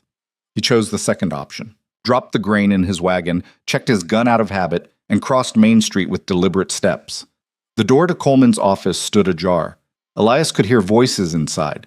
Coleman's nervous tenor and another voice, deeper and more controlled. He knocked twice and pushed the door open without waiting for an answer. Both men looked up. Coleman's expression flickered between relief and anxiety. Harding's remained neutral, his eyes taking in Elias with the same careful attention a man might use to assess a horse he was thinking of buying. "Mr. Varn," Coleman said quickly, "Captain Harding arrived early. I was just about to send word. I saw him ride in." Elias closed the door behind him. "Figured we might as well get this conversation done." Harding stood, extending his hand. "Captain Wesley Harding, Territorial Marshal's office. You must be Elias Varn." They shook. Harding's grip was firm but not aggressive. His hand had calluses in the right places, a man who'd spent time on horseback and holding weapons. "Captain," Elias said, "please sit." Harding gestured to a chair. "I apologize for the early arrival. We made better time than expected." Elias sat. Coleman hovered near his desk, uncertain whether to stay or leave. "Sheriff Coleman can remain if you prefer," Harding said, reading the tension. "This isn't an interrogation, just a conversation." "About what happened here," Elias said, "among other things." Harding settled back into his own chair, pulling out a leather-bound notebook. "I've read the reports. Interviewed witnesses in Copper Falls and along the road. Very impressive defense you organized." "Coleman organized it. I just helped." Coleman opened his mouth to correct him, but Harding held up a hand. "Mr. Varn, I've been doing this work for 6 years. I know the difference between a lucky skirmish and a planned military operation." He flipped through his notebook. 11 hostiles eliminated, 0 civilian casualties, coordinated fire from multiple positions, clean fields of fire, and predetermined fallback points. He looked up. "That's not luck. That's training." Elias said nothing. "I'm not here to arrest you," Harding continued, "or to cause you trouble. I'm here because the territorial governor is losing towns to raiders at an alarming rate, and he wants to know how a settlement like Black Hollow, no militia, no fortifications, no military presence, managed to defeat one of the most dangerous gangs in 3 territories. We got lucky." "You keep saying that, but luck doesn't shoot 3 armed men in under 2 seconds. Harding's eyes were sharp, but not unkind. "The men you killed in front of the general store, witnesses said your hand moved so fast they barely saw it. One of them described it as unnatural. People see what they want to see." And what they saw was a man with significant combat experience doing exactly what he was trained to do. Harding leaned forward slightly. "I'm not asking you to incriminate yourself, Mr. Varn. I'm asking you to help me understand so I can help others. The governor wants to establish a territorial defense network, trained men who can teach communities how to defend themselves. I think you'd be valuable in that effort. Elias felt Coleman's eyes on him, felt the weight of the question being asked. I'm a rancher, he said. I tend cattle, fix fences. That's what I do now. But it's not what you've always done. Harding flipped to another page. I did some checking before I came here. Tried to find your service records. There's no Elias Varn listed in any Union or Confederate rosters from the war. A lot of records got lost. True, but I found something interesting in the archives. A mention of a cavalry unit operating in Kansas and Missouri between 1862 and 1865. No official designation, no roster, just mission reports with names redacted. He paused. The unit specialized in raids behind enemy lines, disruption tactics, surgical strikes against Confederate supply lines and command structures. Elias's jaw tightened. The reports stop in early 1865, Harding continued, right around the time the war was ending. No explanation, no disbandment orders. The unit just disappeared. He closed his notebook. I'm wondering if maybe you were part of that unit, and if maybe that's why there's no record of you. The silence stretched out. Coleman had gone very still by his desk, barely breathing. Elias considered his options. He could deny it, stick to his story about being nobody special. But Harding had already done the work, made the connections. Lying now would just insult the man's intelligence. What do you want from me, Captain? Elias asked quietly. The truth would be a good start. Elias looked out the window at Main Street, at the people going about their morning routines, at the life he'd built here, fragile as it was. You're right, he said finally. I served in a unit that doesn't exist on paper. We did things that couldn't be officially sanctioned. Raids, sabotage, targeted killings. We operated outside the normal chain of command, took orders directly from people whose names I never knew. Coleman made a small sound, surprise or maybe vindication. Harding just nodded. And after the war? After the war, we were told to disperse, go home, forget we'd ever been part of something. Most of the men I served with couldn't do that. They'd spent too long operating outside the rules. They turned to crime or drank themselves to death, or just disappeared. Elias met Harding's eyes. I came here to be someone else. Someone quiet. Someone who didn't have to calculate kill zones when he walked into a room. But you couldn't leave it behind completely. No. Turns out you can bury something that deep, but it doesn't die. It just waits. Harding was quiet for a moment, absorbing this. Then he asked, Do you regret what you did during the war? Every day? And what you did here? Defending this town? Elias thought about that. About the bodies in the street. About the precision of his movements. The cold efficiency of his kills.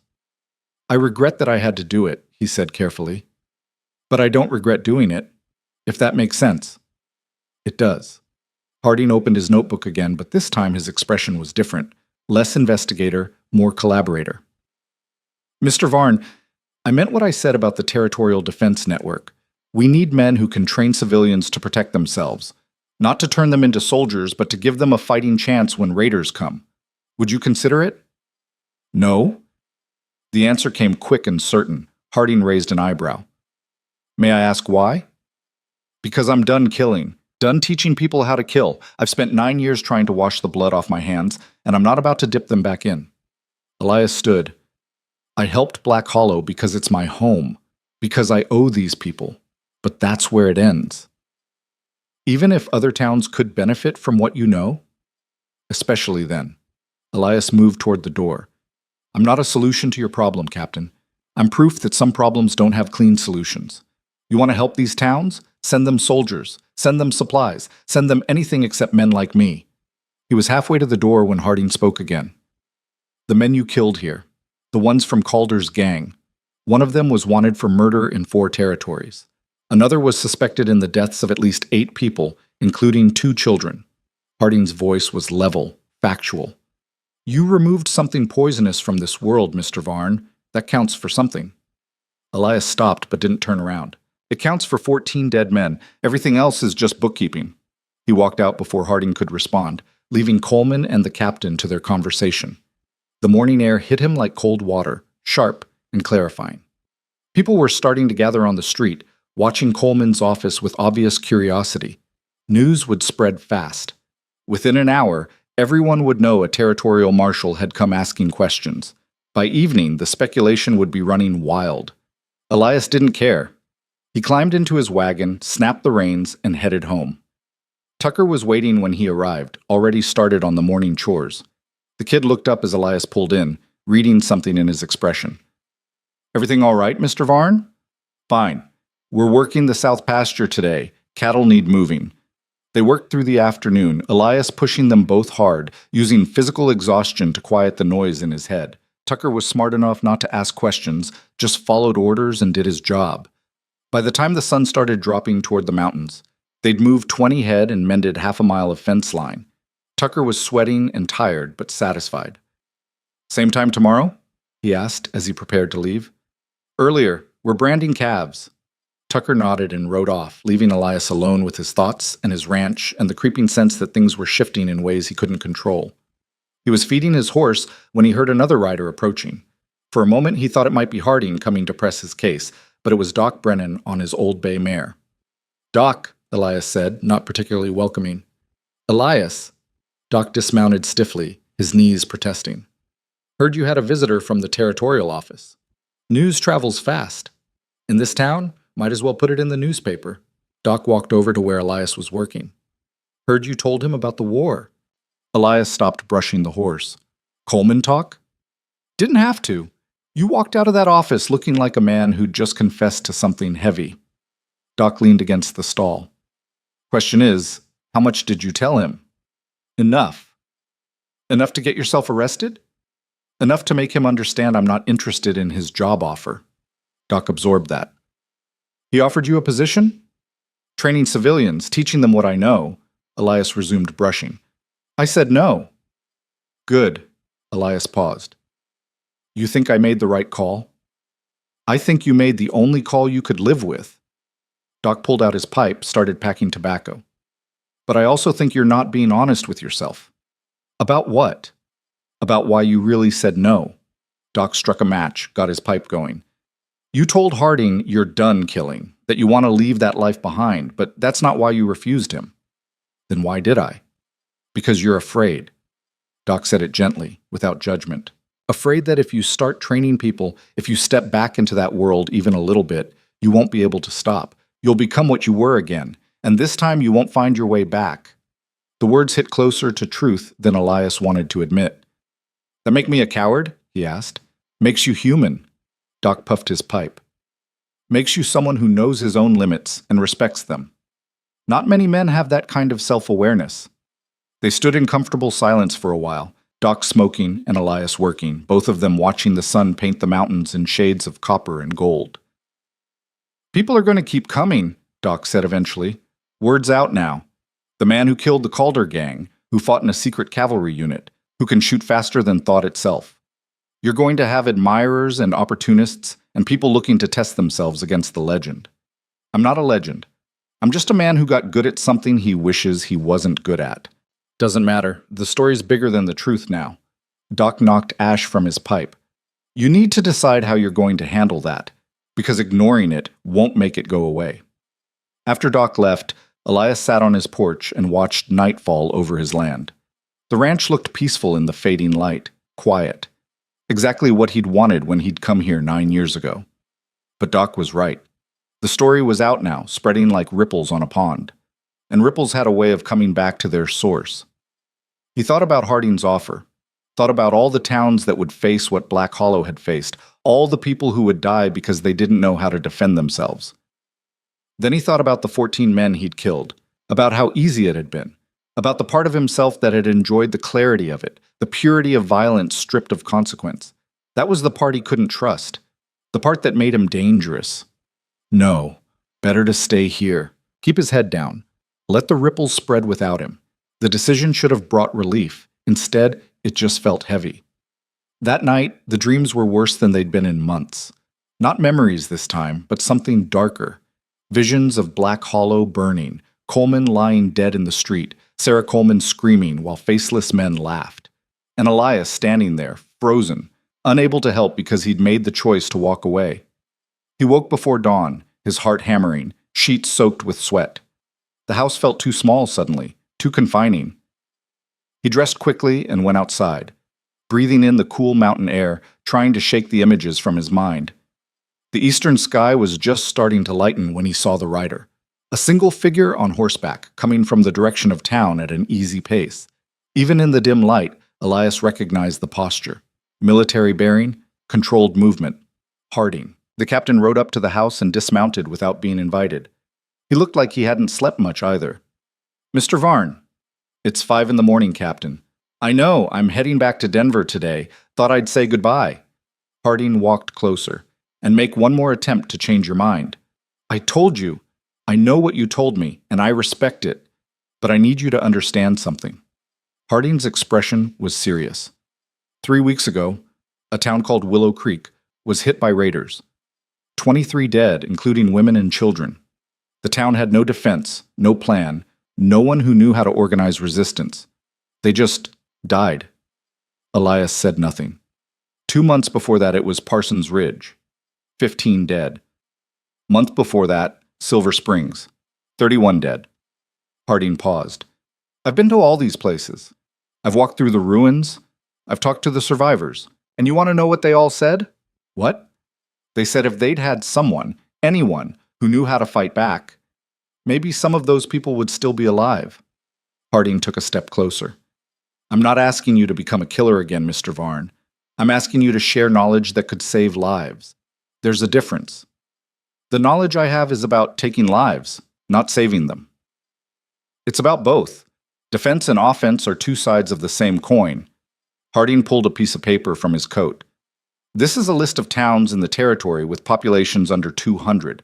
Every one of them is vulnerable. Every one of them could be next." He held out the paper. Elias didn't take it. "How many towns are on that list?" Elias asked. 47? "And you want me to visit all of them? Teach them to fight?" "I want you to start with one, just one. Show me it can work, that civilians can be taught basic defensive tactics without turning them into soldiers. If it works, maybe we can build something sustainable. If it doesn't, I'll leave you alone." Elias looked at the paper, still not taking it. "Which town?" "There's a settlement called Red Mesa, about 60 miles west of here, mining community, about 150 people. They've had 2 attempted raids in the past year, lost good people both times." Harding kept holding out the paper. 1 week. That's all I'm asking. Go there, assess their situation, teach them what you can, then come back to your ranch and forget I ever asked. And if something goes wrong, if teaching them makes things worse, then that's on me, not you. I take full responsibility." The sun was breaking over the eastern ridge now, painting everything in shades of pink and orange. Elias thought about Willow Creek and Parsons Ridge and Silver Springs. Towns he'd never heard of, full of people he'd never met, all of them dead because they didn't know how to defend themselves. He thought about Black Hollow and how close it had come to joining that list. 1 week, he said finally. Harding's face showed relief. "Thank you." "Don't thank me yet. I haven't done anything." "You've agreed to try. That's more than I had yesterday." Harding handed over the paper. "There's a contact name at the bottom. Samuel Harrison, town foreman. Send him a telegram. Let him know when you're coming. I'll send word through official channels to expect you." Elias took the paper, folded it without reading it, and tucked it into his pocket. 1 week, he repeated. "Then I'm done." "Understood." Harding extended his hand again. "For what it's worth, Mr. Varn, I think you're making the right choice." They shook, and Harding mounted his horse. "Captain," Elias called as he started to ride off. "Those towns you mentioned, the ones that got hit, did they ever catch the raiders?" "No, they're still out there." Harding turned his horse. "But they won't hit towns that know how to fight back. That's what we're counting on." He rode off toward Black Hollow, leaving Elias standing in his yard with a piece of paper in his pocket and a decision that felt both right and wrong in equal measure. Tucker arrived an hour later, cheerful and ready to work. "Morning, Mr. Varn. You want me to start with the calves?" "Change of plans." Elias walked toward the barn. "I need you to run the ranch for a week." Tucker blinked. "Sir?" "You heard me. I've got business to attend to. Can you handle things here?" Yes, sir, I think so, but where are you going?" Elias didn't answer directly, just started preparing his travel gear, loading supplies into saddlebags. "If Coleman comes by, tell him I went to Red Mesa. Tell him I'll be back in a week." He paused. And Tucker? If anyone else comes asking questions, anyone at all, you don't know anything. Clear? Clear. Tucker watched him work. This have to do with that captain who visited yesterday? It does. Are you in trouble? Elias cinched his saddlebag tight. I don't know yet, but I'll find out soon enough. He spent the rest of the morning preparing, checked his weapons, packed enough ammunition for a small war, gathered supplies. As he worked, he tried not to think too hard about what he was doing. Tried not to examine the decision too closely. If he did, he might change his mind. Coleman rode out around noon, his face tight with worry. Harding told me what you agreed to. News really does travel fast. He stopped by my office before leaving town, said you'd agreed to help with the defense network. Coleman dismounted. Are you sure about this? No. But you're doing it anyway. 1 week, 1 town, then I'm done. Elias checked his rifle's action. That's the deal. And if they ask you to stay, to do more, they won't. But if they do, Elias looked at him, then I'll say no. Same as I said to Harding, I'm helping because people are dying, Robert, not because I want to go back to being what I was. Coleman nodded slowly. When do you leave? Tomorrow morning, soon as the sun's up. You want company on the ride? No, this is something I need to do alone. They stood together in the yard, 2 men bound by violence and the aftermath of it, neither quite sure what to say. Be careful out there, Coleman said finally, and come back. Town's gotten used to having you around. I'll come back, got a ranch to run. After Coleman left, Elias finished his preparations in silence. By sunset, everything was ready. He'd leave at dawn, ride hard for Red Mesa, spend a week teaching people how to kill other people in service of staying alive, and then come home. Simple. Except nothing about it felt simple. He sat on his porch that evening, watching stars emerge one by one in the darkening sky. Somewhere out there, in a town he'd never seen, people were waiting for him, hoping he could teach them something that would keep them breathing when violence came calling. He'd spent 9 years running from this, 9 years trying to be someone else. Now he was riding straight back into it. The irony wasn't lost on him. Just before bed, he pulled out the photograph one more time, looked at the young man he'd been, standing among other young men who'd believed in something worth killing for. Most of them were dead now. The ones who survived had either drunk themselves into early graves or disappeared into the frontier, trying to outrun memories that followed like shadows. Elias had tried disappearing too. Built a whole life around it, but some things, once learned, couldn't be unlearned. Some skills, once mastered, stayed with you, whether you wanted them or not. He was riding to Red Mesa to teach people how to survive, but deep down, he knew he was really going to find out if he could survive being the teacher. The ride to Red Mesa took 3 days through country that got progressively rougher and more desolate. Elias pushed hard the first day, putting distance between himself and Black Hollow, like he was trying to outrun second thoughts. By the second day, his mare was protesting the pace, and his own body was reminding him he wasn't built for this kind of riding anymore. He spent the second night camped in a dry wash, listening to coyotes call to each other in the darkness, and wondering what the hell he thought he was doing. Teaching civilians to fight was like handing children loaded guns and hoping they didn't shoot themselves. Most people weren't wired for violence, couldn't think clearly when blood started flowing. Adding training to that equation could make them overconfident, which was worse than being afraid. But then he thought about those lists of dead towns, 47 communities waiting to be next. He didn't sleep much that night. Red Mesa appeared on the horizon just after noon on the 3rd day. A collection of rough buildings clustered around mine entrances carved into red sandstone cliffs. The town looked tired, like it was barely hanging on. Most mining settlements had that quality, but this one seemed worse. Half the structures showed damage from fire or violence, patched but not repaired properly. Elias rode in slowly, taking in details with the same tactical eye that had served him in Black Hollow. Single main street, few alleys, limited sight lines. The town was built in a natural bowl, which meant anyone on the surrounding ridges could see everything that happened below. Terrible defensive position. People watched him pass with the wary expressions of folks who'd learned not to trust strangers. A few men stood outside what looked like a saloon, hands resting on gun belts. Not hostile, just ready. He found the foreman's office near the largest mine entrance. Samuel Harrison was waiting outside, a broad-shouldered man in his 50s with iron-gray hair and the kind of face that had seen too much disappointment to expect good news. "You Varn?" he asked as Elias dismounted. "I am." Harrison. They shook hands. Harrison's grip was strong, his palm rough with calluses. Captain Harding sent word you were coming. Didn't expect you this soon. Figured I'd get started. Harrison nodded, studying him with shrewd eyes. You look older than I expected.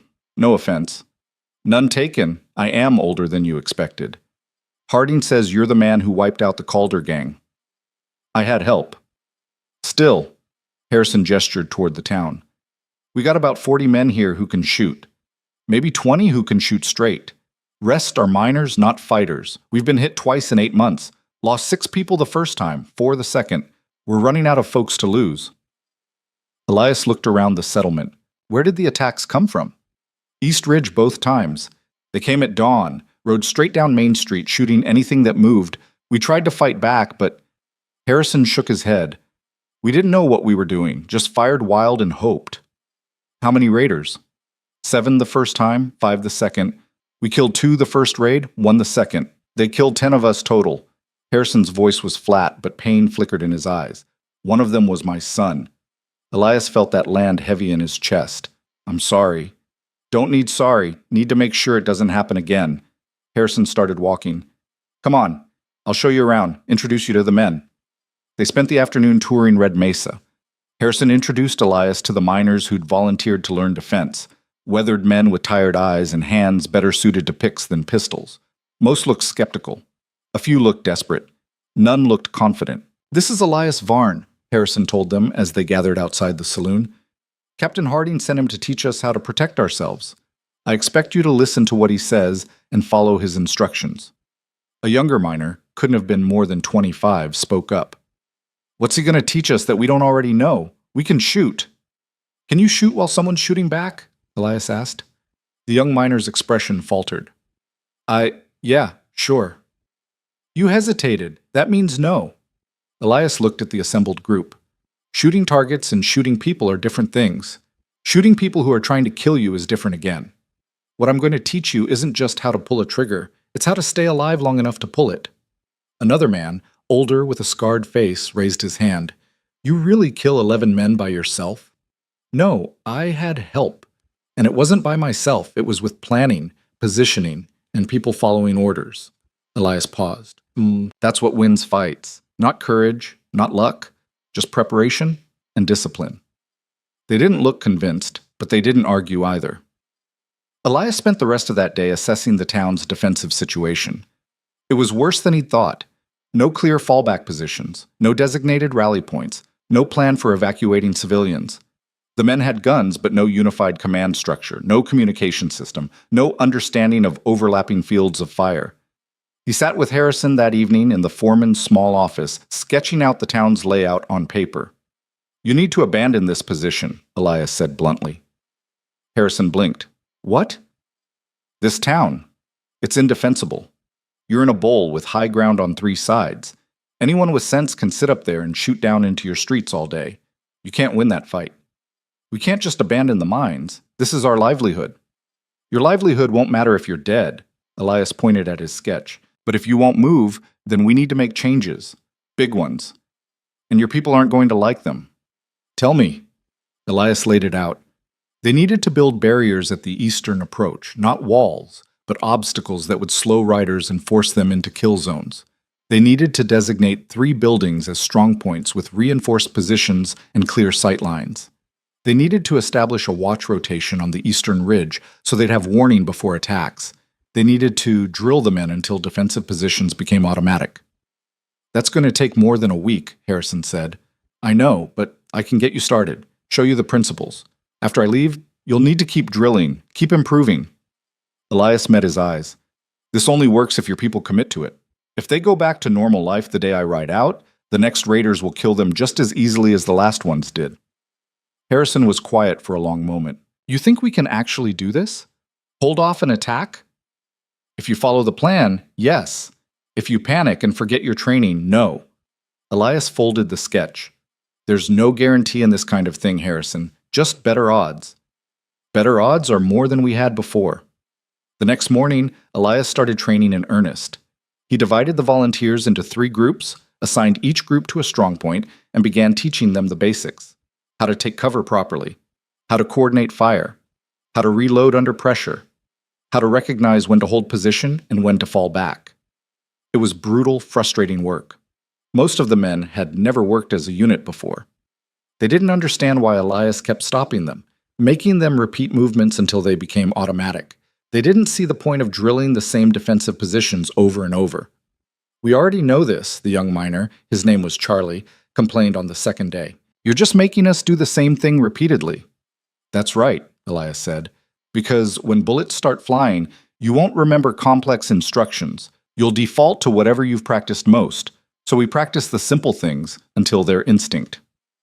"Seems like a waste of time." Elias stopped, turned to face him directly. "You ever been in a real fight, Charlie? Not a brawl. A fight where someone's trying to kill you." Charlie shifted uncomfortably. "No." "Then trust me when I say that in that moment, you won't be thinking, you'll be reacting, and if your reactions aren't trained, you'll do something stupid and die." Elias gestured to the group. "Everyone here has family, people who need them. The point of this training isn't to turn you into killers. It's to make sure you go home to those families when the fighting's done." After that, the complaints stopped. By the third day, Elias had them working on communication and coordination. He set up scenarios: raiders approaching from different directions, wounded men needing evacuation, fires breaking out during an attack. He made them run through each scenario repeatedly, calling out mistakes, forcing them to adapt. It wasn't pretty. These men would never be soldiers, but they were starting to understand how to work together, how to support each other, how to turn individual courage into collective strength. On the fourth day, a rider came in from the south with news. A ranch 40 miles away had been hit, 8 dead. The raiders had left heading north toward Red Mesa. Harrison pulled Elias aside. "That could be the same group that hit us before." "Could be. Or could be different raiders on the same route." Elias studied the map. "Either way, if they're moving north, they might come through here." "Are we ready?" Elias wanted to say yes, wanted to tell Harrison that 4 days of training was enough, but honesty mattered more than comfort. "No," he said, "but you're better prepared than you were, and that might be enough." They doubled the watch that night. Elias positioned himself on the eastern ridge with 2 of the more experienced miners, watching the darkness for movement. The night stretched out long and tense, every sound magnified by anticipation. Nothing came. The 5th day passed the same way. Training during daylight, watching during darkness. The men were exhausted, running on coffee and nerves, but they stayed focused. Elias found himself thinking about Black Hollow, about Coleman and Sarah, Pete Mackey and Doc Brennan, about the life he'd built there, and then disrupted by being exactly what he'd tried not to be. He missed his ranch, missed the quiet mornings and the simple work, missed believing he could be someone other than a killer, but he couldn't shake the feeling that this, teaching these desperate men to defend their homes, was something he needed to do. Not for Harding or the territorial governor, but for himself. Some kind of payment against a debt he'd been carrying for 9 years. On the 6th day, the raiders came. They arrived just before dawn, exactly like Harrison had described. 7 riders coming down from the eastern ridge at a gallop, guns already drawn, war cries echoing off the canyon walls. But this time, Red Mesa was ready. The watch had spotted them 3 minutes out, giving the defenders time to reach their positions. As the raiders hit Main Street, they rode straight into coordinated fire from 3 different strongpoints. The first rider went down immediately, shot from the saloon's 2nd floor.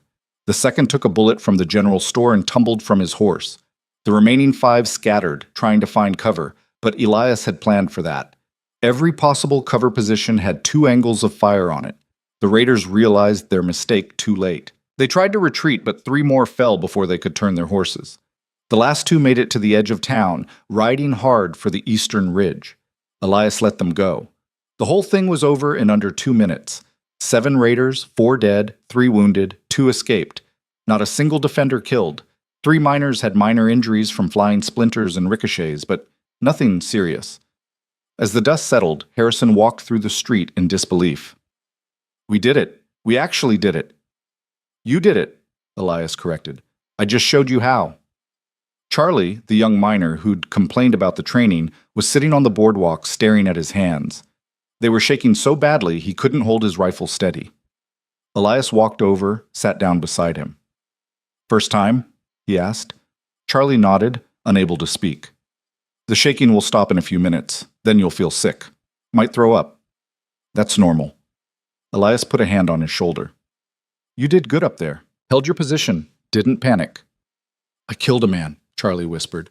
Shot him right off his horse. You defended your home. That man came here to kill you and your neighbors. You stopped him. Elias squeezed his shoulder.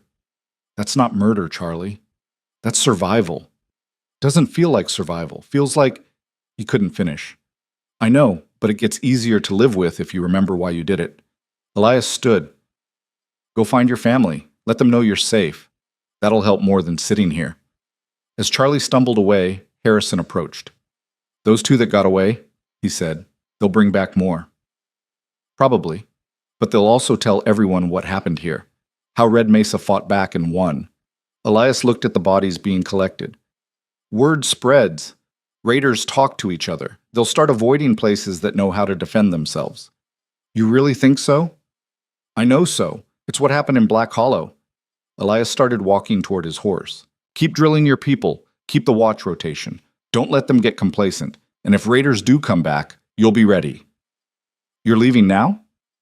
I told Captain Harding 1 week. It's been 6 days. That's close enough. Elias checked his saddlebags, making sure everything was secure. Besides, you don't need me anymore. You've got the knowledge. Just have to keep using it. Harrison extended his hand. Thank you. For my son and the others we lost. Thank you for making sure it doesn't happen again. They shook, and Elias climbed into his saddle. The sun was just breaking over the eastern ridge, painting the red sandstone cliffs in shades of fire. As he rode out of Red Mesa, people came out to watch. Some waved. A few called out thanks. One woman pressed a package of food into his hands as he passed, refusing to take no for an answer. Elias accepted it all with quiet discomfort. He hadn't done this for gratitude. Wasn't sure why he'd done it exactly. Just knew that it felt less wrong than doing nothing. The ride back to Black Hollow took 4 days. He moved slower this time, in no particular hurry, letting his mare set the pace while his mind worked through everything that had happened. He'd taught men to kill in defense of their homes. Watched them do it. Saw the same haunted expression in their eyes that he'd seen in his own mirror for 9 years. Was that good? Had he helped them or just passed on his own poison? He didn't have an answer, probably never would. What he did know was that Red Mesa was still standing. The families there would sleep safer. And maybe that was enough justification for the weight it added to his conscience. He was 2 days out from Black Hollow when he spotted the rider following him. Not close, but not hidden either, just maintaining a steady distance, matching his pace. Elias watched for an hour before deciding to address it. He led his mare off the main trail, found a spot with good cover and sight lines, and waited. The rider appeared 20 minutes later, cautious, but not afraid. When he got close enough for Elias to see his face clearly, recognition hit. It was Briggs, one of Frost's men from Red Canyon. Elias stepped out from cover, his hand near his gun. Thought I told you boys to keep riding east. Briggs stopped his horse, held up his hands to show they were empty. Not looking for trouble, just wanted to talk. Talk fast. Frost is dead, Harlan too. Got themselves killed trying to rob a stagecoach near Pueblo. Briggs dismounted slowly, carefully. I wasn't with them. Had already decided I was done with that life. Good for you. What's that got to do with me? I've been hearing stories about the man who killed Calder, about Red Mesa holding off raiders when they should have been slaughtered. Briggs took a step closer. You're building something, whether you mean to or not, teaching people to fight back. I'm going home to my ranch. For how long? Briggs asked. Before another town needs help? Before another Captain Harding shows up asking for your expertise? He paused. You can't pretend to be just a rancher anymore. Too many people know what you can do. Watch me. I'm not trying to provoke you. I'm trying to warn you. Briggs's expression was serious. Men like Frost, like Calder, there are dozens of them out there. And now they're all hearing about you. Some will avoid the towns you help. But others? He shook his head. Others will come looking, wanting to prove they're better than the legend. Elias felt the truth of it settle in his bones. So what do you suggest? Stop being reactive. Stop waiting for problems to find you. Briggs met his eyes. You want to protect people? Really protect them? Then do it right. Organize. Build a real network. Make it so raiders know that hitting any settlement in this territory means facing trained defenders. That's what Harding wants. Then maybe Harding's right. They stood in the fading afternoon light, two men who'd nearly killed each other a few weeks earlier, having a conversation that felt oddly inevitable. "Why are you telling me this?" Elias asked. "Because I've spent my whole life on the wrong side. Stealing, killing, hurting people who didn't deserve it." Briggs looked away. "I can't take that back, can't undo it, but I can at least try to point someone in a better direction before it's too late." "It's already too late for me." "Is it?" Briggs looked at him. "You're still breathing, still making choices. That means it's not too late, just harder than it should be." After Briggs rode off, heading west, he said, looking for honest work in California, Elias sat alone with his thoughts for a long time. The sun was setting, painting the sky in purples and oranges, and he was tired in a way sleep couldn't fix. Everything Briggs had said was true. He couldn't go back to being invisible. The story was out, spreading wider with each telling. Towns would call for help. Men would come looking to test themselves against the legend, and he could either hide from that reality or face it head on. By the time he reached Black Hollow, he'd made his decision. Coleman was waiting outside his office when Elias rode in. The sheriff's face showed relief at seeing him in one piece. "You look like hell," Coleman said. "Feel worse." Elias dismounted stiffly. "Red Mesa." "We heard. Harrison sent word via telegraph. Said you saved their town." Coleman paused. "Said you're the real thing. Harrison talks too much." They walked toward the saloon, Elias needing a drink and Coleman needing to hear the story. Over whiskey that burned going down, Elias told him everything. The training, the raid, the fight. He didn't embellish, didn't make himself sound heroic, just laid out the facts. "You're going to do it, aren't you?" Coleman said when he finished. "Help Harding build his network." "I don't know yet." "Yes, you do. I can see it in your face." Elias downed his whiskey, signaled for another. "If I do this, if I commit to helping defend these towns, I can't do it halfway, can't just drop in for a week and leave. It has to be organized, sustainable, and that means leaving Black Hollow." The words hung there, heavy and final. "Maybe not permanently," Elias said, "but I'd be gone more than I'm here. The ranch, Tucker can handle it. Kid's proven himself." Coleman leaned back. "Question is, can you handle being what everyone wants you to be?" "I don't know, but I know I can't handle being what I was, pretending none of this matters while people die." Elias met his eyes. "For 9 years I've been running from who I was. Maybe it's time to stop running and use it for something that matters." Coleman nodded slowly. "Sarah's going to miss having you at Sunday dinners." "I'll miss them too." They sat in comfortable silence, two men who'd been through violence together and come out the other side changed but intact. "When are you telling Harding?" Coleman asked. "Soon as I get settled back home. Figure I owe Tucker an explanation before I upend his life again." Elias stood. "But first I need about 12 hours of sleep and a bath that doesn't involve a creek." He rode out to his ranch as the sun was setting. Tucker was in the barn, finishing evening chores, and looked up with obvious relief when Elias appeared. "Mr. Varn, you're back early." "Finished what I needed to do." Elias dismounted, started unsaddling his mare. "How'd things go here?" "Good. No problems. Cattle are fine." Tucker hesitated. "Did you really help defend Red Mesa from raiders?" "News travels faster than I do, apparently." Mrs. Coleman heard it from the telegraph operator. She told everyone after church. Tucker watched him work. "Is it true? You taught them to fight?" "Taught them to defend themselves. There's a difference." Tucker absorbed that. "Are you going to do it again? Help other towns?" Elias finished with the mare, turned to face him. "Probably. Which means I'll need someone reliable to run this place while I'm gone. Someone who knows the land and the work." Tucker's eyes widened. "You mean, I'm offering you a partnership. You run the ranch, keep things going, take a fair share of the profits. In exchange, I get to leave when needed without worrying the place will fall apart." Yes, sir. I won't let you down." "I know you won't." Elias put a hand on his shoulder. "You're a good man, Tucker.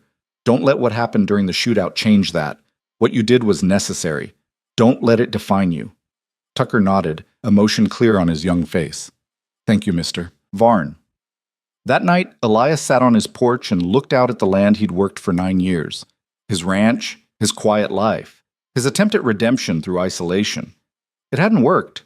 Not really. He'd just been hiding, pretending the world's violence couldn't reach him if he stayed small and invisible enough. But violence didn't care about intentions. It came for the prepared and unprepared alike. And if he had knowledge that could help the unprepared survive, then hiding that knowledge was its own kind of sin. He thought about all the people he'd killed during the war, all the choices he'd made that still haunted his sleep. He couldn't undo those, couldn't bring back the dead or erase the blood from his hands. But maybe he could balance the scales a little, save a few lives to offset the ones he'd taken. It wasn't redemption, wasn't forgiveness, just accounting. The next morning, he rode into town and sent a telegram to Captain Harding in Denver. Harding, stop Red Mesa successful. Stop willing to discuss expanded role. Stop terms and limitations to be negotiated. Stop Varn. The reply came back within 2 hours. Varn, stop will arrive Black Hollow within week. Stop, prepared to meet your terms. Stop. This will save lives. Stop Harding. Elias read the message twice, then folded it and put it in his pocket. There was no going back now. He'd made the choice. All that remained was figuring out how to live with it. He spent the week preparing, organized his ranch records for Tucker, made sure the young man understood every aspect of running the operation, sat with Coleman and Doc Brennan, explaining what he was planning, asking them to watch over Tucker while he was gone. "You're really doing this," Doc said. It wasn't a question. "I am." "Think it'll work? This network Harding wants to build?" "Don't know, but it's better than doing nothing." Elias looked at his hands, weathered, scarred, still steady despite everything. "I've spent my whole life being good at one thing. Might as well use it for something worthwhile before I'm too old to matter."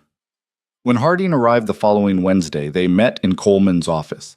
The captain looked tired but determined, spreading maps across the desk showing settlements throughout the territory.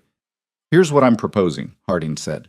"You'd have a roving commission, visit settlements, assess their defensive needs, train volunteers, establish communication networks. 6 months initial commitment, with option to extend if it's working. And my terms? Name them. I choose which towns to help and how long to stay. No politicians telling me what to do. No schedule that puts politics over effectiveness." Elias pointed at the map. "And if I say a town can't be defended, we evacuate it instead of sacrificing people to make a point." "Agreed." "I keep my ranch. It's home base. Tucker Hayes runs it while I'm gone, and he gets fair compensation for his work. The territorial government can arrange a stipend. I don't want anyone thinking they own me. Tucker gets paid from ranch profits, not government money." Elias met Harding's eyes. "And one more thing. I'm not doing this to build a legend or become some kind of hero. First time someone tries to turn me into a symbol or use me for political gain, I'm gone. Clear?" "Crystal clear." Harding extended his hand. "Welcome to the Territorial Defense Network, Mr. Varn." They shook on it, and Elias felt the weight of the decision settle across his shoulders like a yoke. Heavy, but not unbearable. Just different from the weight he'd been carrying. Over the next 2 months, Elias visited 7 towns. Some were like Red Mesa, desperate and willing to learn. Others were resistant, suspicious of outsiders telling them how to live. He worked with the ones who wanted help and left the ones who didn't. Word spread faster than he traveled. The man who'd killed the Calder gang was coming. The Kansas Devil was teaching towns to fight back. The legend grew with each telling, adding details that weren't true and ignoring realities that were. Elias hated it. Hated being stared at, being treated like something other than human. But he understood it was part of the price. People needed symbols, needed heroes to believe in. He could be that for them, even if he knew the truth was far messier. 3 towns he helped successfully repelled raider attacks. 2 others avoided attacks entirely because word got out they'd been trained. 1 town ignored everything he taught and got wiped out 2 weeks after he left, 15 dead, including children. That one kept him up at night, made him wonder if his presence had actually made things worse by giving them false confidence. But Harding showed him the numbers. Overall, raids were down, deaths were down. The network was working, imperfect but functional. It was September when Elias returned to Black Hollow for the first time in 6 weeks. The town looked the same, but he felt different approaching it. Less like a resident, more like a visitor. Tucker had the ranch running smoothly. The cattle were healthy, fences maintained, house clean. The kid had even planted a small garden. You've done well, Elias told him, walking the property together. Learned from the best. Tucker paused. There's been folks asking about you, wanting to know when you're coming back. What'd you tell them? That you'd be back when you're back. Seemed like the right answer. Elias smiled, something he didn't do often. It was. That Sunday, he accepted Sarah Coleman's dinner invitation. The pot roast was as good as he remembered, the conversation comfortable. They didn't ask about his work, didn't press him for stories, just treated him like a neighbor who'd been away for a while. It felt normal, human, like maybe he could balance both lives, the wandering teacher and the quiet rancher. After dinner, he walked with Coleman through town. Main Street was quiet in the evening light, people settling into their homes, smoke rising from chimneys. You look tired, Coleman observed. I am tired. But you're not quitting. No, not yet. Elias stopped, looking at the place where Calder's men had died. The street had been cleaned long ago, but he could still see it in his mind. I spent 9 years trying to forget what I was, trying to be someone else. Turns out that was the wrong approach. How so? Because what I was, what I am, isn't just a killer. It's someone who survived when others didn't. Someone who learned hard lessons about violence and defense. Elias looked at Coleman. That knowledge has value. Using it to help people isn't redemption, but it's better than burying it and pretending it doesn't exist. Coleman nodded. You've changed, you know. Since all this started. How? You're not hiding anymore, not from yourself or anyone else. Coleman smiled slightly. It suits you. 3 weeks later, Elias was preparing to leave for another circuit through the northern settlements when a young drifter rode into town. He was maybe 19, all swagger and attitude, wearing his guns low like he'd seen in dime novels. Elias was loading supplies into his wagon when the kid approached. You're Varn, right? The one who killed Rhett Calder? That's right. I heard you were fast, fastest gun in 3 territories. The kid's hand hovered near his pistol. Wanted to see for myself. Elias set down the bag he was holding, turned to face the kid fully. He didn't reach for his gun, didn't tense up, just looked at him with the kind of flat, empty stare that had made Frost back down in Red Canyon. What's your name, son? Elias asked quietly. Billy Hart. Well, Billy, I'm going to tell you something important, and you're going to listen carefully. Can you do that? Billy's bravado faltered slightly. Yeah. I'm not the fastest gun anywhere. I'm just an old man who's killed more people than I can remember, and every single one of them haunts my sleep. Elias took a step closer. You draw on me. One of 2 things happens. Either I kill you and spend the rest of my life remembering your face, or you kill me and spend the rest of yours knowing you murdered a man for reputation. You wanted to be famous, to be the man who outdrew the Kansas Devil. Elias's voice was cold, empty. But there's no glory in it, Billy. Just blood and regret, and nights when you can't close your eyes without seeing the people you've killed staring back. Billy's hand had drifted away from his gun. His face had gone pale. I'm going to give you a choice, Elias continued. You can walk away from this, right out of town. Find some honest work and build a life that doesn't end with a bullet. Or you can draw, and I'll put you in the ground next to 3 other men who made the same mistake. For a long moment, Billy just stood there, trembling slightly. Then he turned and walked to his horse, mounted up without a word and rode out of town at a gallop, never looking back. Elias watched him go, feeling tired and old and grateful the kid had made the right choice. Coleman had witnessed the whole thing from his office doorway. He walked over slowly. Think he'll stay away from gunfighting? He asked. Maybe. Probably not. Elias picked up his supply bag again. But I gave him a chance. That's all I can do. That night, his last night before heading north, Elias sat on his porch, watching stars emerge in the darkening sky. Tucker was in the barn, handling evening chores. Somewhere in town, people were living their lives, eating dinner, putting children to bed, making plans for tomorrow. Normal life. The kind Elias had wanted for 9 years. He'd never have it. Not completely. His past was too heavy, his skills too valuable, his responsibility too clear. But he'd found something else, something that felt like purpose, even if it came wrapped in violence. He thought about all the people he'd helped, Red Mesa, and the 6 other towns, the miners and shopkeepers and farmers who'd learned to defend their homes because he taught them. They were alive because of him. That had to count for something. It didn't erase the men he'd killed during the war, didn't wash the blood from his hands, but it added weight to the other side of the scale, and maybe over time the balance would shift. Or maybe it wouldn't.